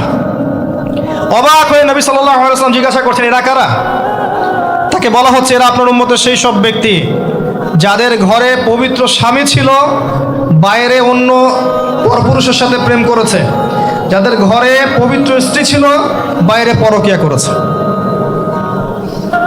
আর এখন যত মিডিয়া আছে দেখবেন, সিরিয়াল, মুভি, হাবি জাবি, এরা পরকিয়া শিখায়, জেনা এবং পরকিয়া শিখায়। খেয়াল করে দেখবেন, একটা ছেলে মেয়ের অবাধ মেলামেশা, হারাম মেলামেশাকে এমনভাবে উপস্থাপন করা হয় মনে হয় এটা একটা পবিত্র ইবাদত মনে হয়, এবং বোঝানো হয় যে প্রেম তো পবিত্র, পবিত্র প্রেমে কি সমস্যা? আরে প্রেম পবিত্র তখন যখন আমি আমার স্ত্রীর সাথে প্রেম করব। আর দেখবেন যতগুলো এই যে মুভিজ, আপনার সিনেমাস, ফিল্মস, গান, নাটক, এগুলোর মূল থিম কিন্তু হারাম প্রেম। অল্প কিছু আউট অফ অন্য অন্য থিমের মধ্যে আছে। দেশ নিয়ে কতগুলো মুভি হয়েছে, কতগুলো নাটক হয়, ইসলাম নিয়ে কতগুলো হয়, শ্রদ্ধা ভক্তি এগুলো নিয়ে কতগুলো হয় দেখবেন। আর এই যে অন্য কান্ট্রির যে সংস্কৃতিগুলো ঢুকেছে, এইগুলোর মূল থিম দেখবেন পরকীয়া করাচ্ছে, পরকীয়া শেখায়। বেহায়াপনা শেখায়, কিভাবে শাশুড়ির সাথে ঝগড়া করতে হবে, কিভাবে বউ রেখে আরেকটারে প্রেম করতে হবে, বউকে কেমন করে ব্লাফ দেওয়া যায়, এদিকে স্বামীরা ব্লাফ কেমন করে দেওয়া যায়, এগুলোই শেখায়। এবং অনেক ক্ষেত্রে দেখা যায় তাদের দেশের মানুষ এগুলোর প্রতিবাদ করছে, আর আমাদের মা বোনরা এগুলো দিব্যি দেখছে, ডেইলি রুটিন যে 3-4 ঘন্টা এগুলো দেখতেই হবে। বাঘের সামন থেকে আপনি হাড্ডি গোশত নিয়ে আসতে পারবেন, এইসব মেয়েদের হাত থেকে রিমোট নিতে পারবেন না। এরপরেও দেখবেন আপনি আবার নগ্ন ফিল্ম, পর্নোগ্রাফি আছে না, এগুলো আবার ফ্রি অ্যাক্সেস, আপনি চাইলে ইন্টারনেটে ঢুকবেন, দেখতে পারবেন। এটা কিন্তু আমরা রাষ্ট্রীয়ভাবে বন্ধ করতে পারতাম, যে আমার দেশে কোনো পর্ন সাইট চলবে না, কোনো পর্ন সাইট চলবে না। পর্নোগ্রাফি একমাত্র কারণ, সমস্ত কারণের সবচেয়ে বড় কারণ, বাকি কারণগুলো আছে, সবচেয়ে বড় কারণ, এর কারণে ধর্ষণ বাড়বে। যত বেশি পর্নোগ্রাফির প্রচলন ঘটবে তত বেশি ধর্ষণ বাড়বে, কারণ পর্ন দেখতে দেখতে মানুষের ভিতরটাকে পশু বানিয়ে ফেলা হয়, এবং এই পশু সুযোগ পেলেই একটা মেয়েকে ধর্ষণ করবে। হ্যাঁ, এর ভিতর থেকে বাইরে মনে হচ্ছে কোটটাই স্যুট পরে আছি, জুব্বা ডুব্বা পরে আছি, ভিতরটা পশু বানিয়ে ফেলা হয়। এবং দেখবেন ফাঁক পেলে মেয়েকে ধর্ষণ করবে, ফাঁক পেলে বাচ্চাকে ধর্ষণ করবে, প্রাইভেট পড়াতে গিয়ে ছাত্রীকে ধর্ষণ করবে, চাকরি ক্ষেত্রে মেয়েকে ধর্ষণ করবে। দেখবেন এই কাজগুলো হবে, সুযোগ পেলেই ধর্ষণ করবে, কারণ ইন্টারনালি সে বিস্ট হয়ে গেছে, জানোয়ার। কিভাবে হয়েছে? ওই পর্ন দেখতে দেখতে। যারা এটাতে এডিক্টেড, তখন মনে হয় যে জগৎটা মনে হয় এমনই, একটা মেয়ের দিকে সে আর শ্রদ্ধা, সম্মান, ভালোবাসার দৃষ্টিতে দেখতে পারবে না। মেয়ের দিকে তাকালেই মনে হবে গোশতের টুকরা, খালি ভক্ষণ করতে হবে। হ্যাঁ, মাইন্ডসেটটা চেঞ্জ করে দিবে আপনার। মানে আমি আপনাকে বলি, পবিত্র ভালোবাসাটাকে যৌনতা দিয়ে ট্রান্সফার করা হয়েছে এই বিশ্বে। ভালোবাসা একটা ডিভাইন জিনিস, আল্লাহর পক্ষ থেকে আসে, ডিভাইন একটা জিনিস, অলৌকিক। মানে যখনই আপনি দেখবেন কাবিন হবে এবং আপনি কালিমা পড়ানো হচ্ছে, আপনি বলছেন কবুল, ইমিডিয়েটলি আপনি ফিল করবেন অপরিচিত একটা মেয়ে, আপনি যাকে দেখেন নাই, বাবা মা বিয়ে ঠিক করেছে, আল্লাহর পক্ষ থেকে ডিভাইন একটা ভালোবাসা চলে আসবে, মায়া, একটা মহব্বত, রহমত। এটা তারা ফিল করতে পারবে যারা পর্ন অ্যাডিক্টেড নয়। যারা পর্ন অ্যাডিক্টেড, দেখবেন ওই স্ত্রীকে তার ভালো লাগবে না, তার মনে হবে এর চেয়ে ওই মেয়েটা সুন্দর, তার চেয়ে ওই মেয়েটা সুন্দর, তার চেয়ে ওই মেয়েটা সুন্দর, কারণ তার মাথাটা এরকম বিক্ষিপ্ত, পাশবিক। এবং ম্যারিড লাইফেও সে দেখবেন স্ত্রীকে স্যাটিসফাই করতে পারবে না, নিজের উপর জুলুম করতে করতে নিজের সব যৌন ক্ষমতাও নষ্ট করে ফেলবে। আর একাধিক বিয়ে তো অনেক দূরের কথা, একটাই তার কাছে অনেক ভারী মনে হবে। পরে এসব ট্রিটমেন্ট করে কোনো লাভ হবে না। আল্লাহর দেওয়া সম্পদ নষ্ট করলে ট্রিটমেন্ট দিয়ে আসলে কোনো কাজ হয় না। তো আমি যেটা বলতে যাচ্ছিলাম, এই পর্নোগ্রাফি দিয়েই ধর্ষণ বাড়ছে। এটাকে বন্ধ না করতে পারলে আপনি পারবেন না। এর উপরেও আছে আবার ফাঁকফোকর, আইনের ফাঁকফোকর। ধর্ষক সবার বিচার হবে, এটা মেনে নিয়ে দুষ্কর। এখন অনেকেই বেরিয়ে যায়, অনেকেই ফাঁকফোকর পেয়ে যায়। সব মিলিয়ে এতে করে সামাজিক কাঠামো নষ্ট হচ্ছে। এর উপর ফ্রি মিক্সিং আছে, অবাধ মেলামেশা আছে, আমরা উস্কাচ্ছি এগুলোকে, কাছে আসার গল্প। আস্তে আস্তে দেখবেন কাঠামোটা আরও কলাপস করে যাবে দিন দিন। এর ফলে কি হবে আমি বলে দিই, শোনেন, আমার উপর রাগ করে না। দিন দিন কি হবে আমি এটাও বলে দিচ্ছি। যত ডে যাবে দেখবেন এর চেয়ে বেশি সমকামিতা বাড়বে। এগুলোর ফলাফল, এর খিজির আলাইহিস সালামের মতো চোখ দিয়ে দেখেন, এগুলোর ফলাফল পরে আসবে এমন একটা সময় যে মেয়েদেরকে ধর্ষণ, এর সাথে সমকামিতা। কারণ মানুষ মেয়েদের উপর থেকে দেখবেন আগ্রহ কমে যাবে, এবং সমকামিতা যে বাড়বে, হাদিসে এসেছে যে এই উম্মতের উপর আমি ভয় করি এই উম্মতের মধ্যে সমকামিতা ছড়িয়ে পড়বে। আল্লাহর রসুল বলছেন আরও বাড়বে চাইল্ড অ্যাবিউজিং, বাচ্চাদেরকে রেপ করা হবে বেশি বেশি, বিকজ অফ এই পর্নোগ্রাফি। যতদিন যাবে দেখবেন যারা মেয়ে সন্তানের বাবা খুবই সতর্ক, সাবধান, খুব সতর্ক, সাবধান। মানে কার কোলে আপনি মেয়েকে তুলে দিচ্ছেন? 5 বছর, 4 বছর, 3 বছর এইসব মেয়েদেরকে ধর্ষণ করা হচ্ছে। সমাজটা কোন জায়গায় চলে গেছে চিন্তা করছেন? এগুলোর মূল কারণ, একদম গাছের উপরের কারণ হচ্ছে পর্নোগ্রাফি। এই মূল কারণ কিন্তু বেপরদামি নয়, আমি বুঝাতে পারছি না মনে হয়। এর মূল কারণ কিন্তু বেপরদামি নয়, পর্নোগ্রাফি। কারণ পর্নোগ্রাফি অ্যাক্সেসের কারণে মানুষের ভিতরটা পশু হয়ে গেছে, পড়বে মেয়েদের উপরে, ভিতর থেকে পশু বানিয়ে দেওয়া হয়েছে। এরপরেও আছে বিয়ের রাস্তা কঠিন করে ফেলা, বিয়ে তো করতে দিচ্ছেন না, কঠিন, বিয়ে করলে অনেক সমস্যা, জেনা করতে কোনো সমস্যা নাই। 1000 টাকা, 2000 টাকা, 5000 টাকা দিয়ে মানুষ জেনা করছে, এবং আপনাদের শহরের ব্যাপার আপনারাই ভালো জানেন, আমাকে বলার দরকার নাই। যখন এই জিনিসগুলো বাড়বে আপনাদের কমিউনিটির মধ্যে, আল্লাহর আযাব গজব বেশি আসবে। আল্লাহর আযাব গজব এমনভাবে আসবে আপনি কল্পনা করতে পারবেন না। গোশত খাচ্ছে, পচা গোশত। আরেকটা বলি, ঠিক এরপরে নবী সাল্লাল্লাহু আলাইহি ওয়াসাল্লাম দেখলেন একটা চুলা দেখলেন, চুলার নিচের দিকটা হচ্ছে প্রশস্ত, মাথাটা সংকীর্ণ এরকম, মানে তন্দুর রুটি ভাজে দেখেছেন রুটি যে ভিতরে দেয় একটা এরকম গোল চুলা থাকে, সামথিং লাইক দ্যাট। নিচে দাউ দাউ করে আগুন জ্বলছে, আর এখানে কিছু মানুষকে জ্বালানো হচ্ছে। যখন নিচ থেকে আগুন এরকম করে আসছে, তখন এরা আগুনের তাপে উতলে উঠছে, আগুন নিচে নেমে যাচ্ছে, এরা আবার আস্তে আস্তে নিচে নেমে যাচ্ছে। এভাবেই হাদিসে ব্যাখ্যা করা আছে। নবী সাল্লাল্লাহু আলাইহি ওয়াসাল্লাম জিজ্ঞাসা করলেন, এরা কারা?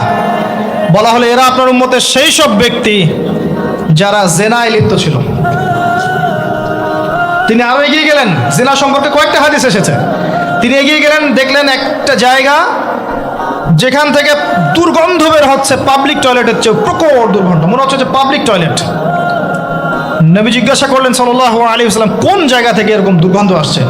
তিনি বলেন, এটা হচ্ছে জেনাকার, এবং জেনাকারীদেরকে আযাব দেওয়া হচ্ছে, ওদের রক্ত মাংসের পুজের গন্ধ এগুলো।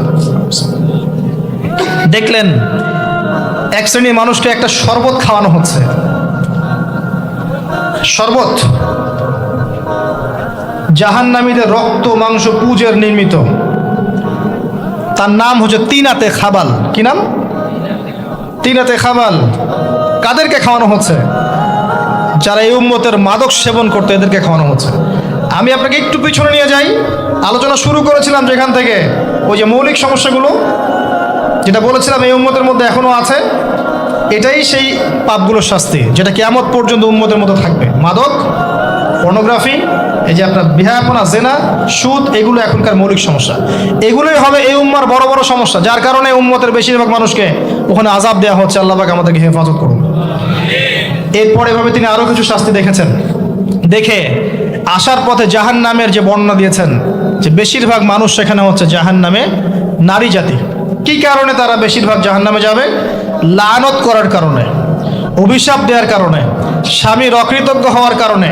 সারা জীবন স্বামী করে যাবে, একদিন ঝগড়া লাগলে বলবে, সারা জীবন তোমার কাছে কোনো ভালো ব্যবহার পেলাম না। আরেকটা হচ্ছে, এমন কিছু তাদের সাথে হবে, লিসেন টু মি, এমন কিছু তাদের সাথে হবে এই উম্মতের ক্ষেত্রে, যার কারণে মেয়েরা ওদের সতীত্ব, তাদের পর্দা, ঈমান, আমল ধরে রাখতে পারবে না। আপনাকে এখন খুঁজতে হবে সেটা কি, যে এই উম্মতের মেয়েদের ক্ষেত্রে স্পেশালি হয়েছে, যার ফলে মেয়েরা আর ঘরে থাকতে পারে নাই, পর্দায় থাকতে পারে নাই, সতীত্ব রক্ষা করতে পারে নাই, নামাজ, কালাম, ঈমান, আকীদার আর ঠিক ঠিকানা নাই। কি সেটা, যেটা আজকে থেকে 100, 200, 500 বছর আগে হয়তো বা ছিল না? সেটার নাম হচ্ছে ফেমিনিস্ট রেভলিউশন। এই সম্পর্কে পড়েন ভালো করে। এই কারণেই মেয়েদেরকে আপনি ঘরে রাখতে পারবেন না। আপনাকে বলে রাখি, দাজ্জালের শেষ ফলোয়ার, দাজ্জালের লাস্ট ফলোয়ার হবে এক শ্রেণীর নারী, যাদেরকে আপনি ঘরে রাখতে পারবেন না। নবী যেটাও বলেছেন, এই উম্মতের বহু নারী জাহান্নামের ঘ্রাণও পাবে না, জান্নাতের ঘ্রাণও পাবে না, যদিও জান্নাতের ঘ্রাণ বহু দূর থেকে পাওয়া যায়। যারা এই উম্মতের মেয়েদের মধ্যে এমন কাপড় পরবে, যেই কাপড় পরেও তারা নগ্ন থাকে, ব্যাখ্যা কোনো প্রয়োজন নাই, যারা পুরুষের পোশাক পরবে। এবং আসার পথে তিনি একটা সুঘ্রাণ পেলেন, অত্যন্ত সুন্দর ঘ্রাণ। তিনি জিজ্ঞাসা করলেন, এই ঘ্রাণ কোথা থেকে আসছে? নবী সাল্লাল্লাহু আলাইহি ওয়াসাল্লামকে বলা হলো, এটা হচ্ছে সেই ঘ্রাণ, ফেরাউনের মেয়ের চুল আঁচড়ে দিত একজন দাসী, যাকে আমরা অনেকে আসিয়া বলে থাকি। সেই দাসীর হাত থেকে একদিন চিরুনিটা পড়ে যায়, সে চিরুনিটা বিসমিল্লাহ বলে ওঠায়। ফেরাউনের মেয়ে শুনে ফেলে, বিসমিল্লাহ আবার কি? আমার বাবা ছাড়াও তোমার কোন ইলাহ আছে? সে বলে, হ্যাঁ, আমার আল্লাহ একজন ইলাহ আছে, সে আমার ইলাহ, তোমার বাবারও ইলাহ। ফেরাউন এটা শুনে ফেলে। কড়াই গরম করে তেল সেখানে ফোটানো হয়, এখানে তাকে নিক্ষেপ করে হত্যা করা হয়। আসিয়া মৃত্যুর আগে সে আল্লাহর কাছে দোয়া করেছিল, আল্লাহ, আমার জন্যে তোমার জান্নাত, তোমার পাশে একটা জান্নাত, একটা ঘর নির্মাণ করো, আর ফেরাউনের এই আযাব থেকে আমাকে হেফাজত করো, বাঁচাও। আল্লাহ পাক ফেরাউনের দাসী আসিয়ার জন্য জান্নাতে ঘর নির্মাণ করেছেন, সেই ঘর থেকে ঘ্রাণ আসছে। নবী সাল্লাল্লাহু আলাইহি ওয়াসাল্লাম ফিরে আসলেন, এসে এই পুরো ঘটনা ব্যাখ্যা করলেন। কাফেররা কথা বিশ্বাস করলো না। এমনকি অনেকে তখন যারা বিশ্বাস করেছিল তারাও বলতে লাগলো, যেটা আবার কি ধরনের কথা, এক রাতের মধ্যে এগুলো হতে পারে? অনেকে ঈমান হারাও হয়ে গেল। আবু বকর সিদ্দিক রাদিয়াল্লাহু আনহু এই সময় সিদ্দিক উপাধি পেয়েছেন। এছাড়া মেরাজের রাতে আরও অনেক ঘটনা ঘটেছে, যেগুলো টাইম টু টাইম নবী সাল্লাল্লাহু আলাইহি ওয়াসাল্লাম বর্ণনা করেছেন, ব্যাখ্যা করেছেন পরবর্তীতে গিয়ে। এখানে আমাদের কিছু শিক্ষা আছে। আমরা শেষ করার আগে শিক্ষাগুলো নিয়ে কথা বলছি। 1 নাম্বার, আল্লাহ পাক 3টা হাদিয়া দিয়েছেন। প্রথম হাদিয়া সালাত সংক্রান্ত। আমরা আজকে এই মেরাজুন নবীর আলোচনায় সবাই পাক্কা নিয়াত করি, 5 ওয়াক্ত নামাজ জীবনে বাদ দিব না ইনশাআল্লাহ। মেরাজুন নবীর আলোচনা সার্থক হবে যদি আমরা এর শিক্ষাগুলোকে বাস্তবায়ন করতে পারি। 1 নম্বরে সালাত। নবী সাল্লাল্লাহু আলাইহি ওয়াসাল্লাম ইন্তেকাল করার আগেই বলেছেন, আস-সালাত আস-সালাত ওয়া মা মালাকাত আইমানুকুম। 2 নম্বর সূরা বাকারার শেষের আয়াত, রাতের বেলা যে ব্যক্তি পড়ে ঘুমাবে, লিল্লাহি মা ফিস সামাওয়াতি ওয়া মা ফিল আরদ, এখান থেকে ফানসুরনা আলাল কওমিল কাফিরিন পর্যন্ত সারা রাত ইবাদতের নেকি পাবে ইনশাআল্লাহ। এর মধ্য দিয়ে একটা বিষয় বোঝানো হয়েছে, সেটা হলো এই 3 আয়াত পড়তে গেলে তো আপনাকে কোরআন পড়া জানতে হবে নাকি? অতএব কোরআন পড়া শেখেন, নিয়মিত কোরআন তেলাওয়াত করেন, আল্লাহ পাক তৌফিক দান করুন। সালাত এবং কোরআন। 3 নাম্বার, শিরক মুক্ত আমল, শিরক মুক্ত তাওহীদ। এই উম্মতের যে ব্যক্তি শিরকে লিপ্ত হবে না, ইনশাআল্লাহ জান্নাতে যাবে। আপনি কিতাবুত তাওহীদ বইটা কিনেন, এখানে সমস্ত শিরকের লিস্ট দেয়া আছে, কোন কোন কাজ শিরক। আমরা মুসলিমরা আল্লাহ ছাড়া অন্যকে সেজদা করি। এখন আমরা মুসলিমরা আল্লাহ ছাড়া অন্য কারো নামে নজর করি, অন্য কারো নামে মানত করি, অন্য কারো জন্য কুরবানি করছি। আমরা বিশ্বাস করি যে কবরে গেলে সন্তান পাওয়া যাবে। আমরা এখন অনেকে বিশ্বাস করি হাতের বালা আংটি আমার রোগ ভালো করবে। আমরা বিশ্বাস করি। আমরা অনেকেই আল্লাহর হালালকে হারাম করেছি, হারামকে হালাল করেছি। অনেকেই বলছে আল্লাহ বলতে কিছু নাই, সব বিগ ব্যাং থেকে সৃষ্টি হয়েছে। অনেকেই বলছে যে তাকদীর বলতে কিছু নাই, মানুষ যা করবে তাই। প্রচুর শিরকে আমরা লিপ্ত আছি। চিন্তায়, কথা এবং কাজে আমাদের শিরক আছে। কিতাবুত তাওহীদ কিনুন, ব্যাখ্যা সহ পড়ুন, শিরক সম্পর্কে জানতে পারবেন। আল্লাহ পাক তৌফিক দান করুন। আল্লাহ পাক একটা হাদিসে কুদসির মধ্যে বলেছেন, হে আদম সন্তান, তুমি যদি কিয়ামতের মাঠে আমার সামনে আকাশ জমিন সমান গুনাহ নিয়ে আসো কিন্তু শিরক না করো, আমি তোমার সামনে আকাশ জমিন সমান রহমত নিয়ে আসবো। মেরাজুন নবীর শিক্ষা। আসুন আরো সামনের দিকে আসেন। সুদের শাস্তি দেখেছেন, সুদ খায়েন না, না খেয়ে মারা যান, সুদ খায়েন না, আল্লাহর ওয়াস্তে আল্লাহকে ভয় করেন। এটা মায়ের সাথে জেনা করার মতো অপরাধ। সমাজের কোনো মানুষ যদি এই কাজ করে, মায়ের সাথে জেনা করে, আপনি পাথর নিক্ষেপ করে হত্যা করবেন। আপনি চাইবেন ওকে পাথর নিক্ষেপ করে হত্যা করতে। সেই কাজ আমরা অবলীলায় করে যাচ্ছি। আল্লাহ পাক আমাদেরকে বোঝার তৌফিক দেখ। শাস্তি দেখেছেন এতিমের মাল ভক্ষণ, অন্যের সম্পদ অন্যায়ভাবে আত্মসাৎ করেন না। শাস্তি দেখেছেন জেনার। যুব সমাজকে রিকোয়েস্ট করবো, আল্লাহর ওয়াস্তে জেনায় যায়েন না। আগে আপনি পড়াশোনা শেষ করেন, পড়াশোনা শেষ করে একটা হালাল রিজিকের ব্যবস্থা করে বিয়ে করে ফেলেন। আর গার্ডিয়ানদেরকে বলবো বিয়েটাকে সহজ করে দেন, মোহর কম নেন, বিয়েকে সহজ করেন। বিয়ের পরে ওদেরকে পড়াশোনা করতে দেন, ইনশাল্লাহ ওদের চরিত্র হেফাজতে থাকবে। এবং আগে একটা হালাল রিজিকের ব্যবস্থা করেন ছোটোখাটো, এরপর বিয়ে করেন। এতিম মেয়েকে বিয়ে করেন, পারলে তালাকপ্রাপ্তাকে বিয়ে করেন, বিধবাকে বিয়ে করেন। কিছু করেন যেটা আপনি আল্লাহকে দেখাবেন, আল্লাহ এটা তোমার সন্তুষ্টির জন্য করেছি, আমাকে মাফ করে দাও। দিন বোঝার পরে দিনদার ক্যাটরিনা কাইফ খুঁজতে যায় না, মেয়েরা আবার দিনদার বিল গেটস খোঁজে, এগুলোতে যায় না। দিনদারিকে প্রাধান্য দিয়ে বিয়ে করে নেন। গার্ডিয়ানদেরকে রিকোয়েস্ট করব, বিয়ের বয়স হয়ে গেলে রিজিকের সোর্স থাকলে বিয়ে দিয়ে দেন। আল্লাহ পাক সহজ করে দিন, আমিন। জিনা থেকে বেঁচে থাকেন। আরও শাস্তি দেখেছেন এই যে বক্তা, কথা কাজে মিল যেন থাকে, আল্লাহ পাক সেই তৌফিক আমাদেরকে সবাইকে দান করুন। আরও দেখেছেন সুদের শাস্তি এবং গীবত সমালোচনার শাস্তি। আল্লাহ পাক এই উম্মতের মানুষদেরকে আমাদেরকে গীবত, তহমত, অপবাদ, সমালোচনার সংস্কৃতি থেকে বাঁচিয়ে রাখুন, আল্লাহুম্মা আমিন। জাহান্নামে নারী দেখেছেন প্রচুর, আমরা যেন আমাদের মা বোনদেরকে পর্দায় রাখতে পারি, তাদেরকে দিন শেখাতে পারি, তারা যেন এই ফ্যামিলিস্ট রেভলিউশনে ধোকায় পড়ে ইমান আমল ইজ্জত না খাওয়ায়, সেটা আমরা দেখবো ইনশাআল্লাহ আযজা ওয়া জাল্লা। সবশেষ, অহংকারীদেরকে আল্লাহ রাসূল সাল্লাল্লাহু আলাইহি ওয়াসাল্লাম জাহান্নামী বলেছেন। কারোর মধ্যে যদি যাররা পরিমাণ অহংকার আসে, সে ব্যক্তি জাহান্নামে যাবে। আল্লাহ পাক আমাদেরকে অহংকার থেকে বাঁচিয়ে রাখুন, আল্লাহুম্মা আমিন। মেরাজের নবীর এই আলোচনা থেকে আমরা যা শিখলাম, এগুলো আল্লাহ পাক আমাদেরকে বাস্তবায়ন করার তৌফিক দান করুন। এছাড়া আরও অনেক ঘটনা ঘটেছিল, যেটা আমি আজকে সারা রাতে বলে হয়তো শেষ